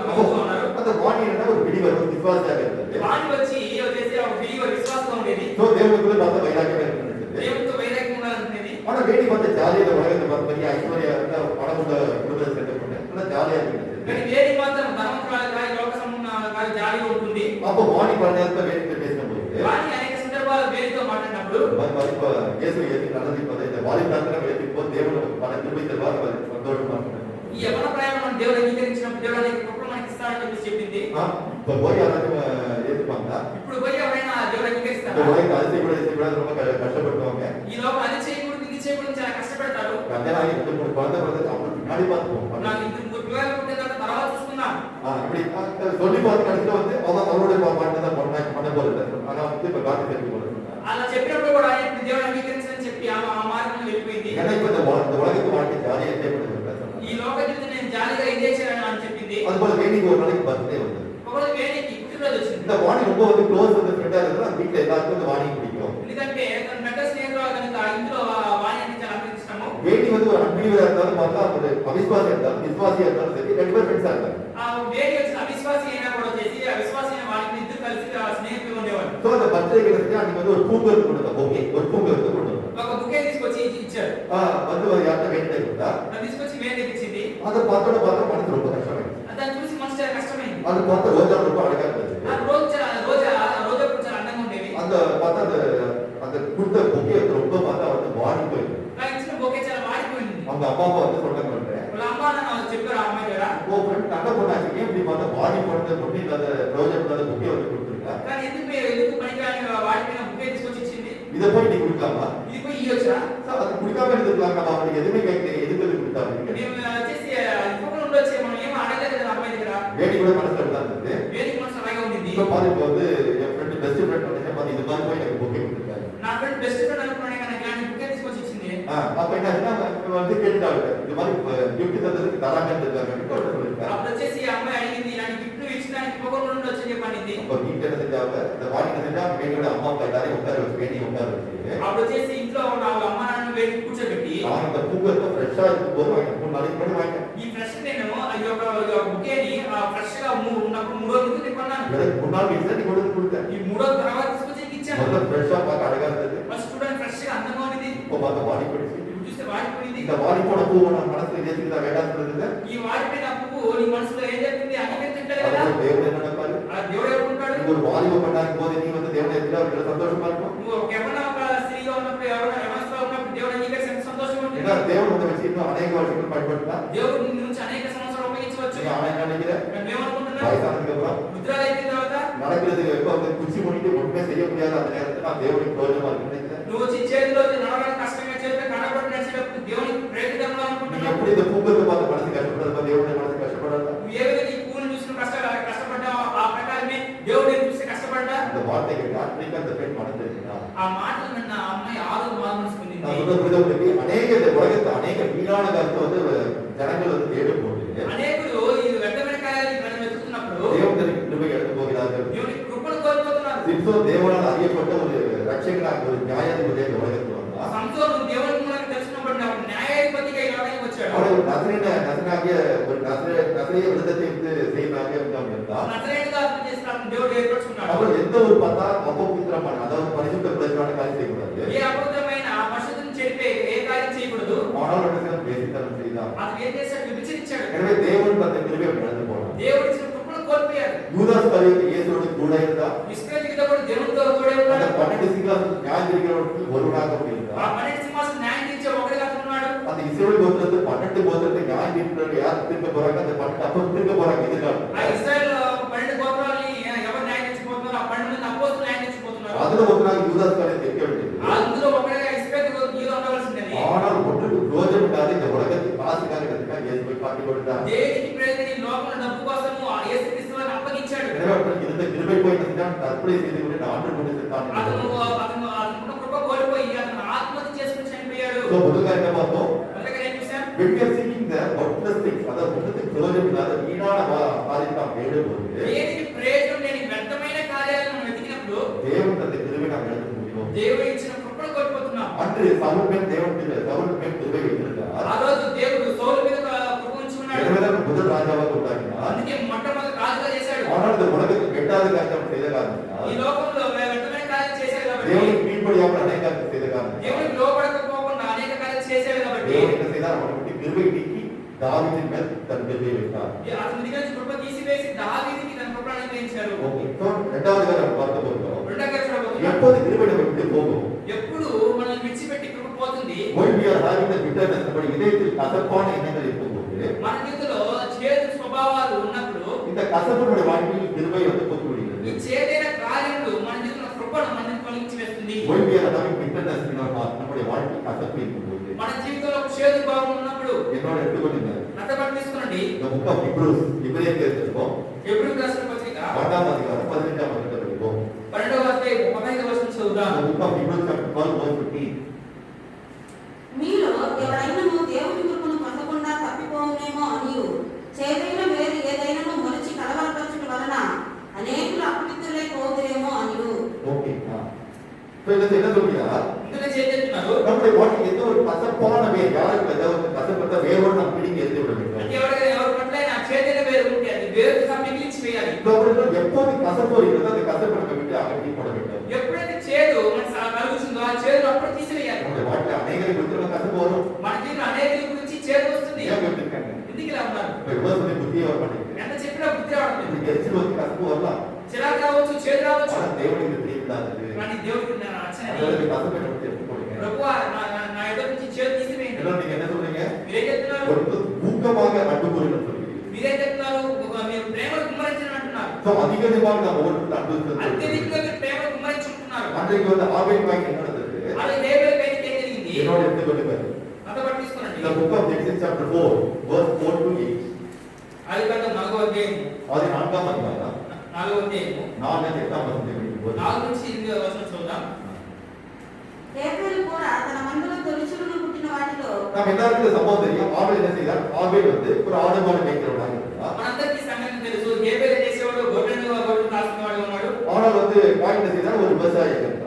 కయ్యి చూస్తే ఒక వ్యవసాయకుడుగా ఉన్నాడు. இவங்க 2 பேரும் காணிக்கை கொண்டு வராங்க தேவன்கிட்ட. వీరిద్దరూ కానుకలు తీసుకొస్తున్నారు ஆனால் దేవునికి. ஆபேலுடைய காணிக்கை பெஸ்டாக இருக்கிறது. ஆபேலே ஆசைப்பட்டார், அவருடைய காணிக்கை தேவனே ஏற்றுக்கொண்டார். హేబెల్ తీసుకొచ్చిన కానుక బెస్ట్ గా ఉంది కాబట్టి దేవుడు హేబెల్ ఆశీర్వదించాడు, అతను కానుక ఆశీర్వదించాడు. ஆனால் காயினுடைய காணிக்கை தேவன் அங்கீகரிக்கவில்லை. కానీ కయ్యడు కానుక దేవుడు అంగీకరించలేదు. ஏனென்றால் பெஸ்டா உச்சிதமான வந்து காணிக்கை தரவில்லை. ఉచితమైన కానుక ఇవ్వలేదు. So, எனவே அவருடைய காணிக்கை இதயம் பொல்லாத இதயமாக இருந்ததால் அவனை ஏற்றுக்கொள்ளவில்லை. అతను కానుక అంగీకరించలేదు. అతను హృదయం చెడ్డ హృదయమైన వాడు అతను అంగీకరించలేదు. எனவே அதுக்கு வந்து ஒரு முக நாடி ஏற்பட்டது, முக பாவம் ஏற்பட்டது. కానీ అతని ముఖము చిన్న పొచ్చుకున్నాడని ఏర్పడుతుంది. தேவனை பார்த்து சொல்கிறார், అప్పుడు దేవుడు నుండి చెప్తున్నాడు, நன்மை செய்தால் மேன்மை இல்லையோ, தீமை வீட்டனருக்கும் பாவம் வந்து வாசல்ல இருக்கும். నువ్వు సత్క్రియ చేసినడా తలెత్తుకునవా సత్క్రియ చేయనడా వాకిట పాపము వచ్చి ఉండును. அந்த பாவத்தோட ஆசை மேல இருக்கும். ఆ పాపము వాంఛాలి మీద నీ మీద ఉండును. எனவே நீ நன்மை மாத்திரம் செய்யணும் அப்படின்னு சொல்றாரு. నువ్వు మేలు మాత్రమే చేయాలి, సత్క్రియ మాత్రమే చేయాలి. என்ன செய்தான்? కానీ ఏం చేశాడు? தன்னுடைய சகோதரனை ஆபேலோட மனசுல என்ன வந்தது? ஒரு கசப்பு வந்தது. తన సహోదరుని ఏబేలు మీదకు అతనికి ఏమొచ్చింది? ఒక చేదుగా కలిగింది. கசப்பு கோபமாக மாறியது. ఆ చేదు కోపంగా మారింది. கோபம் குரோதமாக மாறி கடைசி கொலை செய்தது. కోపం క్రోధంగా మారి చివరిగా అతని హేబేలు హత్య చేశాడు. எனவே தான் நம்ம பார்த்து சொல்கிறார். ఏమనగా మనం చూసి చెప్తున్నారు. The book of Ephesians chapter 4 verse 21 and 22. The book of Ephesians ఎఫెసీయులకు రాసిన పత్రిక chapter 4 నాలుగవ అధ్యాయం 4వ అధ్యాయం 37 32 వచనాలు. 31 32 వచనాలు. The book of Ephesians chapter 4 verse 31 and 32. ఎఫెసీయులకు రాసిన పత్రిక 4వ అధ్యాయం 31 32 వచనాలు.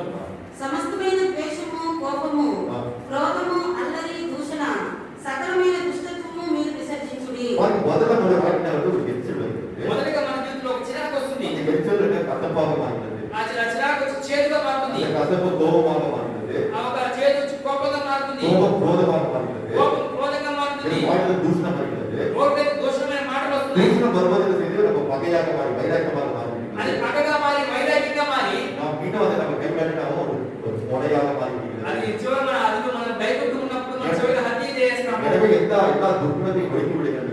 అందుకే సమస్త దుష్టత్వమును మీరు విసర్జించండి అంటున్నారు. ஒரே ஒரு சம்பவத்தை மட்டும் சொல்லி நீங்க நான் முடிப்போம். ఒకే ఒక సమయం చెప్పి ఈ రోజు ముగిస్తాను. సో ஒரு பெரிய பையன் என்னோட தாவீது ஒரு பெரிய பையன் இருந்தாரு. డాక్సీ అనేసి ఒక పెద్ద ఒక பெயிண்டர் அவர் வந்து வேர்ல்ட் ஃபேமஸ் பெயிண்டர் இருந்தார். ఆయన ప్రపంచ ప్రఖ్యాతి చెందిన పెయింటర్గా ఉన్నాడు. அவர் வரைந்த அநேக ஓவியங்களுக்கு பார்க்க வேர்ல்డ్ ஃபேமஸ் ஆகிறார். ఆయన చిత్రించిన అనేక పటములు ఇప్పుడు కూడా ప్రపంచ స్థాయిలో గొప్పగా ప్రఖ్యాతి పొంది ఉన్నాయి. அந்த தாவீது என்ன செய்தார்னா இயேசு வந்து 12 சிற்றோடு உட்கார்ந்து ராபோஜனம் செய்த அந்த படத்தை வரைய வைத்தார். యేసుక్రీస్తు ఆయన శిష్యులతో కూర్చొని ప్రభురాత్రులను తీసుకుని ఆ చిత్రాన్ని అతను గీశాడు. இப்ப என்ன நடந்தா அவருக்கு பார்த்தா அந்த கீழ இருக்க ஒரு அசிஸ்டன்ட் அவரோட பார்த்தா மனசு கஷ்டப்பட்டு కానీ కింద ఉండే తన అసిస్టెంట్ ఒక మంచి చేదైపోయింది. அவன் சொல்றதை கேட்கல பார்த்து அவன் பார்த்தா அடிக்கடி சண்டை போட்டுதான் பார்த்தா பிடிக்கும். అప్పుడప్పుడు గొడవపడడం అతనికి నచ్చలేదు. அப்ப என்ன செஞ்சாரு? అప్పుడు ఏం చేసినాడు? யூதாஸ் காரியத்து முகத்தை தன்னுடைய அந்த அசிஸ்டன்ட் முகத்தை வச்சாரு. ఇస్కరియోతు యూదా ఒక మొహంలో అతని అసిస్టెంట్ ముఖాన్ని పెట్టేశాడు. அப்ப அந்த அசிஸ்டன்ட் அவனோட பூஜையில செஞ்சாரு யூதாஸ் காரியத்து மாதிரி வச்சிட்டாரு. ఆ అసిస్టెంట్ ఒక ఇస్కరియోతు యూదా మొహాన్ని అతని అసిస్టెంట్ మొహంలో చిత్రించాడు. ஏன்னா அவருடைய இந்த பெயிண்டிங் உலக பெயிண்டிங் போகும். ఆ పెయింటింగ్ వచ్చి లోకమంతా పోతుంది. கரெக்டா நான் படி வாங்கிட்டேன். అప్పుడు నీ ఉద్దేశం ప్రార్థించుకుంటాను அப்படி நினைச்சேன். అలా అనుకున్నాడు. அப்புறம் இயேசுவோட முகத்தை வரைய வேண்டியது. యేసుక్రీస్తు ముఖాన్ని ఆయన రాయాలనుకున్నాడు. எவ்வளவு வாட்டி வந்து வரைய முடியல. ఎంత రాయాలనుకున్నాడు. ஆனா இயேசுவோட முகம் எப்படி இருக்கும்? சாந்தமாக அழகாக கம்பீரமாக. యేసుక్రీస్తు ఒక మొహం శాంతంగా గంభీరంగా అందంగా ఉంటుంది. முதல் நாள் யோசிச்சு பண்ண முடியவே. అనేక రోజులు ఆయన ఆలోచించాడు కానీ ఆ పని కాలేదు. அப்போ வந்து அவர் வந்து ஆலோசனை கேட்டபோது అప్పుడు కొన్ని ఆలోచన ఆయన అడిగినప్పుడు அப்போ ஒரு ஆலோசனை சொன்னாங்க. ఒకరు ఆలోచన ஒரு చెప్పారు. வசனத்துல ஒரு புரிய வச்சாங்க. ఒక వాక్యం చెప్పి వాళ్ళకి అర్థమయ్యేలా చేశాడు. The book of Colossians chapter 3 verse 20. Colossians 3వ అధ్యాయం 13వ వచనాన్ని பார்க்கும்போது కొలస్సీ రాసిన పత్రిక 3వ అధ్యాయం 11వ వచనం చూసినప్పుడు நீங்கள் ஒருவருக்கு மன துர்க்கமாக இரக்கமாக இருந்தால் ఎవడైనను తనకు హాని చేసినని ఒకడు అనుకుని ఎడల ఒకరినొకడు సహించుచు ఒకరినొకడు క్షమించుడి. ప్రభువు మిమ్మును క్షమించిన వారిని మీరును క్షమించుడి. எப்படி வந்து நம்ம என்ன செய்யணும்? மக்கள் நமக்கு விரோதமான காரியம் செய்திருந்தாலும் ఇతరుల మన విరోధంగా ఏదైనా కార్యం చేస్తుంటే மன துர்க்கமா இருந்தா எவ்வளவு இருக்கணும்? వాళ్ళని కనికరం చూపించాలి, దయ చూపించాలి. இயேசுவினுடைய பாவத்தை மன்னிக்க போகிறார். యేసుక్రీస్తు వారి పాపాలు క్షమించాలి, பாவத்தை மன்னிக்க வைத்தவர். వారిని క్షమించాలి. இந்த வார்த்தையை புரிந்து கொள்ள போகுது. ఈ యొక్క మాటను మనం అర్థం చేసుకున్నాక முதல்ல யூதாஸ் காரியத்தை முன்னே மாத்தினாரு. మొదటి ఇస్కరియోతు మొహాన్ని మార్చాడు. மனசுல உள்ள கசப்பு போய்விட்டது. మనసు చేదుపోయింది. இப்ப இயேசுவுடைய முகத்தை அழகாக வரைகிறது. యేసుక్రీస్తు వారి మొహాన్ని అందంగా ఆయన చిత్రించాడు. చెప్పి అర్థమవుతుందా? எப்போது நம்ம மனதில் யாருக்கு இருந்த கசப்பு இருக்கிறதோ ఆ ఎప్పుడైతే అతని హృదయంలో ఎవరికి చేదు ఉందో அந்த கசப்பான இதற்கு அன்பு வெளியே வர முடியாது. ఆ చేదు హృదయం నుంచి ప్రేమ బయటికి రాదు. எனவே இந்த கசப்பு நம்ம விட்டு வெளியே போனாலும் தேவ அன்பு நமக்குள் ஊற்றப்படும். ఈ చేదు మనం విడిచిపెట్టి బయటికి వెళ్తే దేవుని ప్రేమ కుమ్మరించబడుతుంది. இதை நம்ம என்ன பார்ப்போம்? నువ్వు ఏం చూసా? எப்போது இந்த கிருபை நம்ம விட்டு போகும் என்று ఈ பார்ப்போம். కృప మనల్ని విడిచిపెట్టి ఎప్పుడు పోతుందో చూసాము. முதல் காரியம் మొదటి కార్యము வெண்ணியசித்த ஒட்டத்தை அதாவது ஒன்று பிரயோஜனம் இல்லாத வீணான கெட்டமான காரியத்தை தேடும் போது நம்முடைய வாழ்க்கை கிருபை போய்விடும். దేనికి పనికిరాని వ్యర్థమైన కార్యములను వెతికినప్పుడు ఈ కృప మనం విడిచిపెట్టి వెళ్తుంది. இரண்டாவது காரியம் రెండో కార్యము நம்முடைய வாழ்க்கை கசப்பான காரியம் இருக்கும் போது அது வேரோடு பிடிக்க எறிய வேண்டும். இல்லாட்டி நம்முடைய கிருபை போய்விடும். చేదైన కార్యం మనలో ఉంటే అది వేరంగా సంపెట్టించి వేయి లేకపోతే మీ కృప వెళ్ళిపోతుంది. ஓகே, தேவனுக்கு பார்த்து கிடைச்சா முடிக்க போகிறோம். దేవుడు మనం చూస్తున్నాడు. చివరికి ముగిద్దాం. என்னோட எடுத்துக் கொள்ளுங்கள். అర్థం తీసుకోండి. The book of Luke chapter 1 verse 28. லூக்கா 1ஆம் அத்தியாயம் 28ஆம் வசனம். లూకాసు వార్త 1:28 அன்றைக்கு மரியாதை பார்த்து தேவன் சொன்னார். అలా మరియ చూసి దేవుడు చెప్పారు. யூதராகிய கேப்ரியல் மூலமாக சொன்னார். తన దూతైన గాబ్రియల్ கர்த்தர் உன்னோடு இருக்கிறார், நீ கர்த்தரால் ஆசீர்வதிக்கப்பட்டவர் என்று சொன்னார். దయా భక్తులారా నీకు శుభము, ప్రభు నీకు తోడే ఉండదు అని చెప్పాను. நம்மை பார்த்து தேவன் சொல்ல வேண்டும், మనం చూసి దేవుడు చెప్పాలి, கிருபை பெற்றவனே, ప్రభు పొందినవాడా, கிருபை பெற்றவரே, ప్రభు పొందినవాడా, தேவன் உன்னோடு இருக்கிறார், దేవుడు నీకు తోడే ఉన్నాడు. நீ ஸ்திரீகளுக்குள் ஆசீர்வதிக்கப்பட்டவர், నువ్వు స్త్రీలో ఆశ్రయించబడినదానివి, நீ పురుషులకు ఆశీర్వదించబడ్డவர், నీ పురుషుల్లో ఆశ్రయించబడినవాడు, தேவன் உன்னோடு இருக்கிறார். దేవుడు నీకు తోడే ఉన్నాడు. அதுக்கு நாம் என்ன செய்ய வேண்டும்? தேவனுடைய கட்டளைக்கு கிருபை கிடைக்க வேண்டும். దాన్ని మనం ఏం చేయాలి? దేవుడి కళలో మనకు కృప దొరకాలి. அதுவே இந்த உலகத்துக்கு பிரதான ஆசீர்வாதமாக இருக்கிறது. అంటే ఈ లోకంలో గొప్ప ఆశీర్వాదంగా ఉంది. நாம் தேவனுக்கு நாம் வந்து கண்ணீரோடு சொல்வோம், ఈరోజు మన దేవుడితో కన్నీటితో మనం చెప్తాం, என்னுடைய வாழ்க்கையில் இந்த வாழ்க்கை விரோதமாக எந்த காலம் தயவாய் மன்னிப்பீராக. ప్రభు మీ జీవితంలో విరోధమైన కార్యం దయతో క్షమించండి. இந்த கிருபை இந்த உலகத்தினுடைய ஜீவனை பார்க்கும் இதாக இருக்கிறது. ప్రభు మీ కృప ఈ లోకంలో మా జీవం కంటే ఉత్తమమైనది. இந்த ஆளுக்கு நடுவில் கிருபை நான் யோசித்துக் கொண்டிருக்கிறேன். మీ మందిరం మధ్యలో మీ కృపను మేము ధ్యానిస్తున్నాము. இந்த ஆளுக்கு பச்சையான முடிவுகளை கூட கிருபை மேல் நம்பிக்கையாக இருக்கிறேன். మీ మందిరంలో ప్రభు ఓలే చెట్టు వలె మీ కృప మీద నమ్మిక ఉంచి நான் ఉన్నాము. ஒவ்வொரு நாள் ஜீவனோடு இருப்பதற்கு கிருபை நான் அதனால் நிர்மூலமாக கொண்டிருக்கிறேன். మేము ప్రతిరోజు జీవించే మీ కృప వలనే అందుకే మేము నిర్మూలమ కాకుండా ఉన్నాము. தாவீது தந்த நிச்சயமான கிருபை என்னுடைய தருகிறாங்க. ఆ దావీదు ఇచ్చిన శాశ్వతమైన కృపను మాకు இந்த చూపించండి. உலகத்தில் நாம் எப்படி ஆசீர்வதிக்கப்பட்டிருக்கிறோம் பார்ப்போம். ఈ లోకంలో మనం ఎలా ఆశీర్వదించబడినామని இந்த చూసాము. உலகத்தில் உள்ள ஐஸ்வர்யத்தாலும் பட்ட காலத்தாலும் ஆசீர்வதிக்கப்பட்டவர்களாக தேவனுடைய பார்க்க கிடையாது. ఈ లోకంలో ఐశ్వర్యం మూలంగా ఏ కార్యం మూలంగా దేవుడి మీద ఆశీర్వదించబడిన వారు కాము. அன்றைக்கு ஆபிரகாமுடைய இளைஞனை தான் தன்னுடைய எஜமானோட ஆசீர்வதிக்கப்பட்டவன் நினைத்தான். ఆ రోజు ఎలియాజరును చూసి எலேசர் தன்னுடைய எஜமானாகிய ஆபிரகாம் தான். அந்த ஐஸ்வர்யத்தின் மூலமாக ஆசீர்வதிக்கப்பட்டவன் நினைத்தான். తన ఐశ్వర్యం మూలంగా అతను ఆశీర్వదించబడిన అనుకున్నాడు. ஆனால் தேவன் அவனை அந்த ஆவிக்குரிய வாழ்க்கை ஆசீர்வதித்தார். కానీ దేవుడు తన ఆత్మీయ జీవితాన్ని ఆశీర్వదించాడు. ஒவ்வொரு வாழ்க்கையிலும் మన జీవితంలో இந்த కూడా உலகத்தின் காரியம் இந்த உலகத்திற்கு தான் பிரயோஜனமாக இருக்கும். ఈ లోక కార్యం లోకానికి அது ప్రయోజనకరంగా அந்த ఉంది. பரலோக அந்த வேறு உலகத்திற்கு நம்மை அழைத்து செல்லாது. కానీ వేరే ఒక లోకంలో మనం తీసుకువెళ్ళలేదు. எனவே தேவனிடத்தில் அவனை கேட்க வேண்டும். దేవుడిని మనం ఏం అడగాలి? அவன் மரியாதை பார்த்து சொன்னது போல இந்த வாழ்க்கையுடைய கிருபை உங்களோடு கூட இருப்பதாக. ఆ రోజు మర్యాద చెప్పిన విధంగా మీ కృప మాకు కూడా ఉండదు కాక. அடுத்த காலம் என்ன பார்த்தோம்? తర్వాత ఏం చూసాం? நம்முடைய வாழ்க்கை தேவனுடைய கிருபை நம்மிடத்தில் இருக்கிறது என்பதை எப்படி புரிந்து கொள்வோம்? మన దేవుడి కృప మన మీద ఉందని ఎలా తెలుసుకోగలం? அன்றைக்கு நோவாவுடைய கட்டளையிலோ கர்த்தருடைய கட்டளை நோவாவுக்கு கிருபை கிடைத்தது என்று ఆ பார்க்கிறோம். రోజు నోవాహు ప్రభు కల్లో దేవుడి కల్లో కృప దొరికింది చూసాము. கிருபை கிடைத்த ఆ காரணத்தினால் కృప దొరకడం మూలంగా அவனுக்கு தேவனுடைய எச்சரிக்கை கிடைத்தது. దేవుడికి హెచ్చరిక దొరికింది. அவன் ஒரு பேரை உண்டாக்கி ஒரு குடும்பத்தை ரட்சித்தான். అతను ఒక ఓడస్థపరిచిన కుటుంబం రక్షించుకున్నాడు. நம்முடைய வாழ்க்கை தேவனுடைய எச்சரிக்கை கிடைக்க போகுது. మన జీవితంలో దేవుడి హెచ్చరిక దొరికినప్పుడు நம்முடைய குடும்பத்தை நாம் காப்பாற்றுவோம். మన కుటుంబాన్ని కాపాడుకుంటాం. நம்மோடு கூட இருக்கிற ஜனங்களை நாம் காப்பாற்றுவதற்கு நாம் ஆயத்தமாக இருப்போம். మన చుట్టూ ఉన్న ప్రజల్ని కాపాడడానికి సిద్ధపడి ఉంటాం. அதான் தேவன் அந்த ஆலோசனை நடத்துவார். మన దేవుడు ఆయన ఆలోచన నడిపిస్తాడు. ஆலோசனை அதிசயமான தேவனாக ஆலோசனை கர்த்தராக இருக்கிறார். ఆయన ఆలోచన ఆశ్చర్యకరుడుగా ఆయన ఉన్నాడు. மூன்றாவது நம்முடைய வாழ்க்கையில் நாம் எதிர்பார்க்கிற எல்லா தேவைகளையும் வித்தியாசமான நமக்கு சந்திப்பார். మూడోది మన జీవితంలో అడిగే ప్రతి అవసరం వ్యత్యాస పరిస్థితుల్లో ఆయన తీరుస్తాడు. எனவே நம்முடைய வாழ்க்கையில் கிருபை இருக்கிறதா என்று நாம் போதித்தாலே அந்த கிருபை பெற்றுக்கொள்வோம். మన జీవితంలో కృప ఉందా లేదా పరిశోధన చూసుకొని ఆ కృపను పొందుకున్నాం. அடுத்த நம்முடைய கிருபை நம்முடைய வாழ்க்கை எப்போது கிடைக்கும் என்று பார்த்தோம். తర్వాత మన జీవితంలో మన కృప ఎప్పుడు దొరుకుతుందో చూసాం. எப்போது நாம் மனத்தாழ்மை இருக்கிறோமோ அப்போது கிருபை கிடைக்கும். ఎప్పుడు మనసు తగ్గిపోతుందో అప్పుడు మన కృప దొరుకుతుంది. தேவனுடைய நம்பிக்கையாக இருக்கும்போது கிடைக்கும். దేవుడు నమ్మకున్నట్టు దొరుకుతుంది. அவனுக்கு முன்பாக பயத்தோடு வாழ்வது கிடைக்கும். ఆయన ఎదుట భయం కలిగి జీవించడం ஒரு దొరుకుతుంది. உடன்படிக்கை கைக்கொண்டு வாழ்க்கை நடக்கும்போது நமக்கு கிடைக்கும். ఆయన నిబంధనల అట్లా ఆజ్ఞలు కైకొన్నప్పుడు అది దొరుకుతుంది. அவருக்காக பிரயாசப்படுவது கிடைக்கும். ఆయన కోసం ప్రయాసపడినప్పుడు మనకు దొరుకుతుంది. எப்போது இந்த கிருபை நம்ம விட்டு போகும் என்று பார்த்தோம். ఈ కృప మనల్ని విడిచి ఎప్పుడు పోతుందో చూసాం. எப்போது வீணான காலத்தை நாம் தேடுகிறோமோ அப்போது நம்ம விட்டு போகும். ఎప్పుడు వెంటనే కానీ వెతుకుతున్నామో అప్పుడు వెళ్ళిపోతుంది. எப்போது நம்முடைய வாழ்க்கை கசப்பான காரியம் இருக்கிறதோ அப்போது நம்ம விட்டு போகும். ఎప్పుడు మనకి చేదైన కార్యం ఉంటుందో అప్పుడు మన కృప మన నుంచి తొలగిపోతుంది. தேவனை பார்த்து நாம் கேட்போம். మన దేవుని వైపు అడుగుదాం. அது தாவீது எதிர்த்து கேட்கிறாங்கிறது நம்முடைய கிருபை பெற்றுக்கொண்டதாக இருந்தாலே దావీదు హృదయానుసారుడై ఉండి మీ కృపను పొందినవాడుగా ఉన్నాడే. அதுபோன்று கிருபையுடைய வாழ்க்கை இருப்பதற்கு இல்லை தயப்பாருக்கிறார். ఆ ప్రకారం మీ కృప మా జీవితంలో ఉండడానికి దయ చూపించండి. உங்கள் கிருபை கிடைக்கும் வாழ்க்கை எல்லா கருத்தும் பெற்றுக்கொண்டு கொடுத்து அந்த கிருபைக்காக நாங்கள் நோக்கி கவியோடு பிரார்த்தனை செய்கிறோம். ప్రభువా మీ కళ్ళలో మా కృప దొరికిన ప్రతి కార్యం పొందుకుంటామని మీ వైపు చూసి ప్రార్థిస్తున్నాం. அதுபோல இந்த ஊழியத்திலும் எங்களுடைய வாழ்க்கையுடைய கிருபை கூட இருப்பதாக. మా జీవితాల్లో మా పరిచయంలో మీ కృప మాకు కూడా ఉంటుంది కాక. அன்றைக்கு மோசேயை பார்த்து சொல்லிட்டு ఆ రోజు మోషేకి చెప్పారే, என் நாமத்தில் ஜனங்களை ஆசீர்வதிக்கும் என்று నా నామం పేరిట ప్రజలను ఆశీర్వదించుము. உங்கள் முகத்தில் பிரகாசிக்க வைத்து கிருபையினாலே காப்பீராக. మీ ముఖం మీద మా ముఖం మీద ప్రకాశించి మీ కృపతో కాపాడును కాక. அந்த தேவகிருபையோடு கூட இருப்பதாக. దేవుని కృప మన తోడు ఉంటుంది కాక. இவனை மட்டும் இந்த பிரதானிகளோடு கூட இருந்து வழிநடத்துவதாக. జీవం కంటే మీ కృప మా మీద ఉండి నడిపించును కాక. ஆமென். நீங்கள் கேட்ட வார்த்தைகளை ஒப்புக்கொண்டு தேவனுக்கு பிரார்த்தனை செய்வோம். అంటే ఈ మాటలకు అప్పగించి మన దేవునికి ప్రార్థన చేద్దాం. ஆமென். ఆమేన్. స్తోత్రం నాన్న, పరిశుద్ధ ప్రేమగల తండ్రి, కృపగల దేవా, మీకు స్తోత్రాలు చెల్లిస్తున్నాం ప్రభా. అయ్యా ఈ దినం కూడా నాన్న రాజా, మీరు ఎంత తేటగా రాజా మీ దాసు ద్వారా మీరు మాతో మాట్లాడారు ప్రభా. అయ్యా మీకు స్తుతులు స్తోత్రాలు చెల్లిస్తున్నాం తండ్రి రాజా. మేము నాన్న రాజా మీరు మాతో మాట్లాడినట్టుగా ప్రభా, అయ్యా మీ మందిరం ప్రభా, మేము కృపను గురించి ధ్యానించమని మేము చూసాం ప్రభా. అవును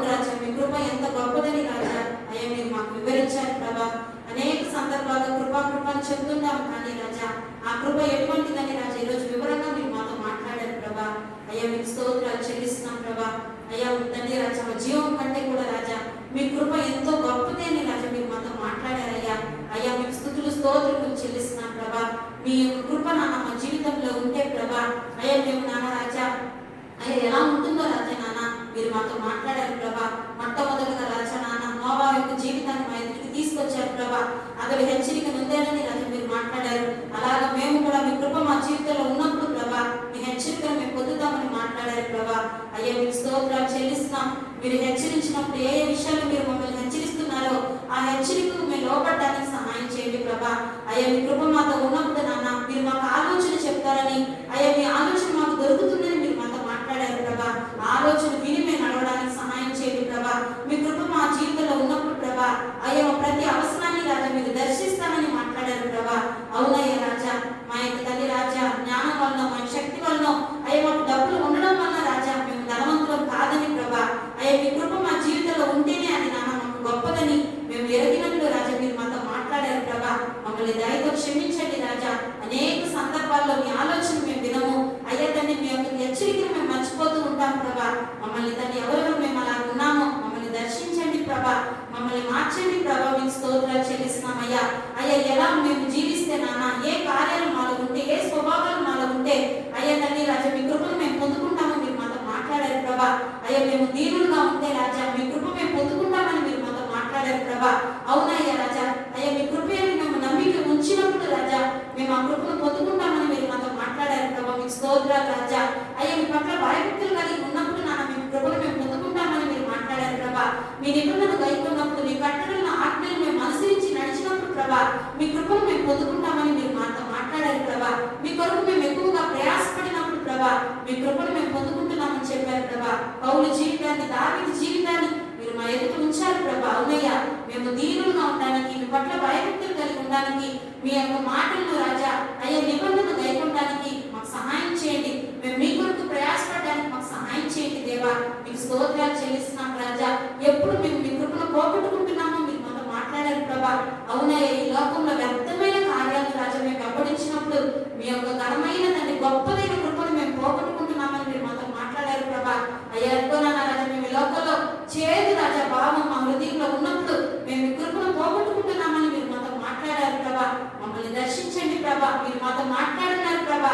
మేము ఏ ఏ కార్యాలు వర్తగలిగి ఉన్నామో వాళ్ళ నుంచి తీసివేయండి రాజా. ఎవరెవరు మేము వ్యత్యాసంగా ఉన్నామో మమ్మల్ని దర్శించండి ప్రభా. ఈ కార్యాలన్నీ రాజా మేము నేర్చుకోవడానికి ఈ దివ్య స్వభావాలు మాలో రావడానికి అయ్యా తండ్రి రాజా మాలో ఉండే చేదును వ్యర్థమైన కార్యాలు మేము అనుసరించకుండా అయ్యా మేము నాన్న మేము కృపను పొంది జీవించడానికి మీరు మాకు సహాయం చేయండి ప్రభా. అవునయ్యా మీ కృప నాన్న ఎంత గొప్పదో ఎంత ఉత్తమమైనదో మీరు మాకు తెలియజేసుకున్నారు ప్రభా. మేము అలాగే జీవించడానికి సహాయం చేయండి ప్రభా. నోవాహు తండ్రి రాజా మీ కృప పొందిన వాడు దావీదు మీ శాశ్వత కృపను పొందుకున్నాడు ప్రభా. అలాంటి జీవితాలు మాకు దయచేయండి. మీరు హృదయానుసారంగా ఉన్నాడు అలాగే మేము ఉండడానికి సహాయం చేయమని అయ్యా మమ్మల్ని మీ చేతులకి సమర్పించుకుంటున్నానా అయ్యా తండ్రి రాజా మమ్మల్ని మీరు అలాగే నడిపించమని విని విడిచిపెట్టేవారు కాకుండా ఈ వాక్య ప్రకారం మా జీవితాలకు అప్పగించి జీవించడానికి రాజా మీరు మాకు అందరికీ సహాయం చేయమని మీ సన్నిధిలో నాన్న పచ్చని ఒలీవ చెట్టుగా మీ కృపయంతో నమ్మిక ఉంచిన వారిగా మేము జీవించినందుకు రాజా మీరు మాకు సహాయం చేయమని అయ్యా తండ్రి మమ్మల్ని అందరినీ రాజా మీ చేతులకు సమర్పించుకుంటూ ఈ మాటలు మా హృదయాలు నీరు కంటే ఫలింపు చేయమని మా హృదయ పలకలను మేము రాసుకోవడానికి మార్పులు పొందడానికి మీరు మాకు సహాయం చేయమని వేడుకుంటూ సమస్త స్తుతి ఘనత మహిమ ప్రభావములు మాకు చెల్లిస్తూ యేసుక్రీస్తు వారి నామములో సమర్పించడానికి వేడుకుంటున్నాము తండ్రి. ఆత్మావే కట్టే సోదరి నా ప్రాణము ఇందులో సంతోషించు. గురుడమే పరిశుద్ధ రామదే సోదరి నాతో సమస్తమైన పరిశుద్ధ నామములో సంతోషించు. ఆత్మావే కట్టే నా సోదరి ప్రాణము ఇందులో సంతోషించు. ఆవర్తిత సకల అజే దుఃఖపడేని మరొకను. ఆమేన్. ఆమేన్. నా కర్తాన్ని యేసు మన ప్రభు యేసుక్రీస్తు పితావాకి దేనప్పో అంత నీరు ప్రేమయు పట్టోడ ఐక్య పాదగావలో సైకిల్ కాపదలి నా ಮನೆಯವರೊಳು అందరితో ವಿಶೇಷವಾದ ವಿಡಿಯೋ ಆಡಿಯೋ ಪಾತ್ರಗಳು ಕೂಡ ಇರುತ್ತೆ. ವಿಶೇಷ ಈ ವಿಡಿಯೋ ಆಡಿಯೋ ಪೇಪರ್ ಕೂಡ ఉంది. ನೋಡಿ ಕರ್ತನ ಯೇಸು ಹೊರಗೆ ಬಂದರೆ ಪಾತ್ರ ಚಿಕ್ಕದಾದ మన ప్రభు యేసుక్రీస్తు రాకడ ప్రయాణం కాస్త రక్షించే కర్త. ఆమేన్. ఆమేన్. అదే విధంగా అదే విధంగా. అదే విధంగా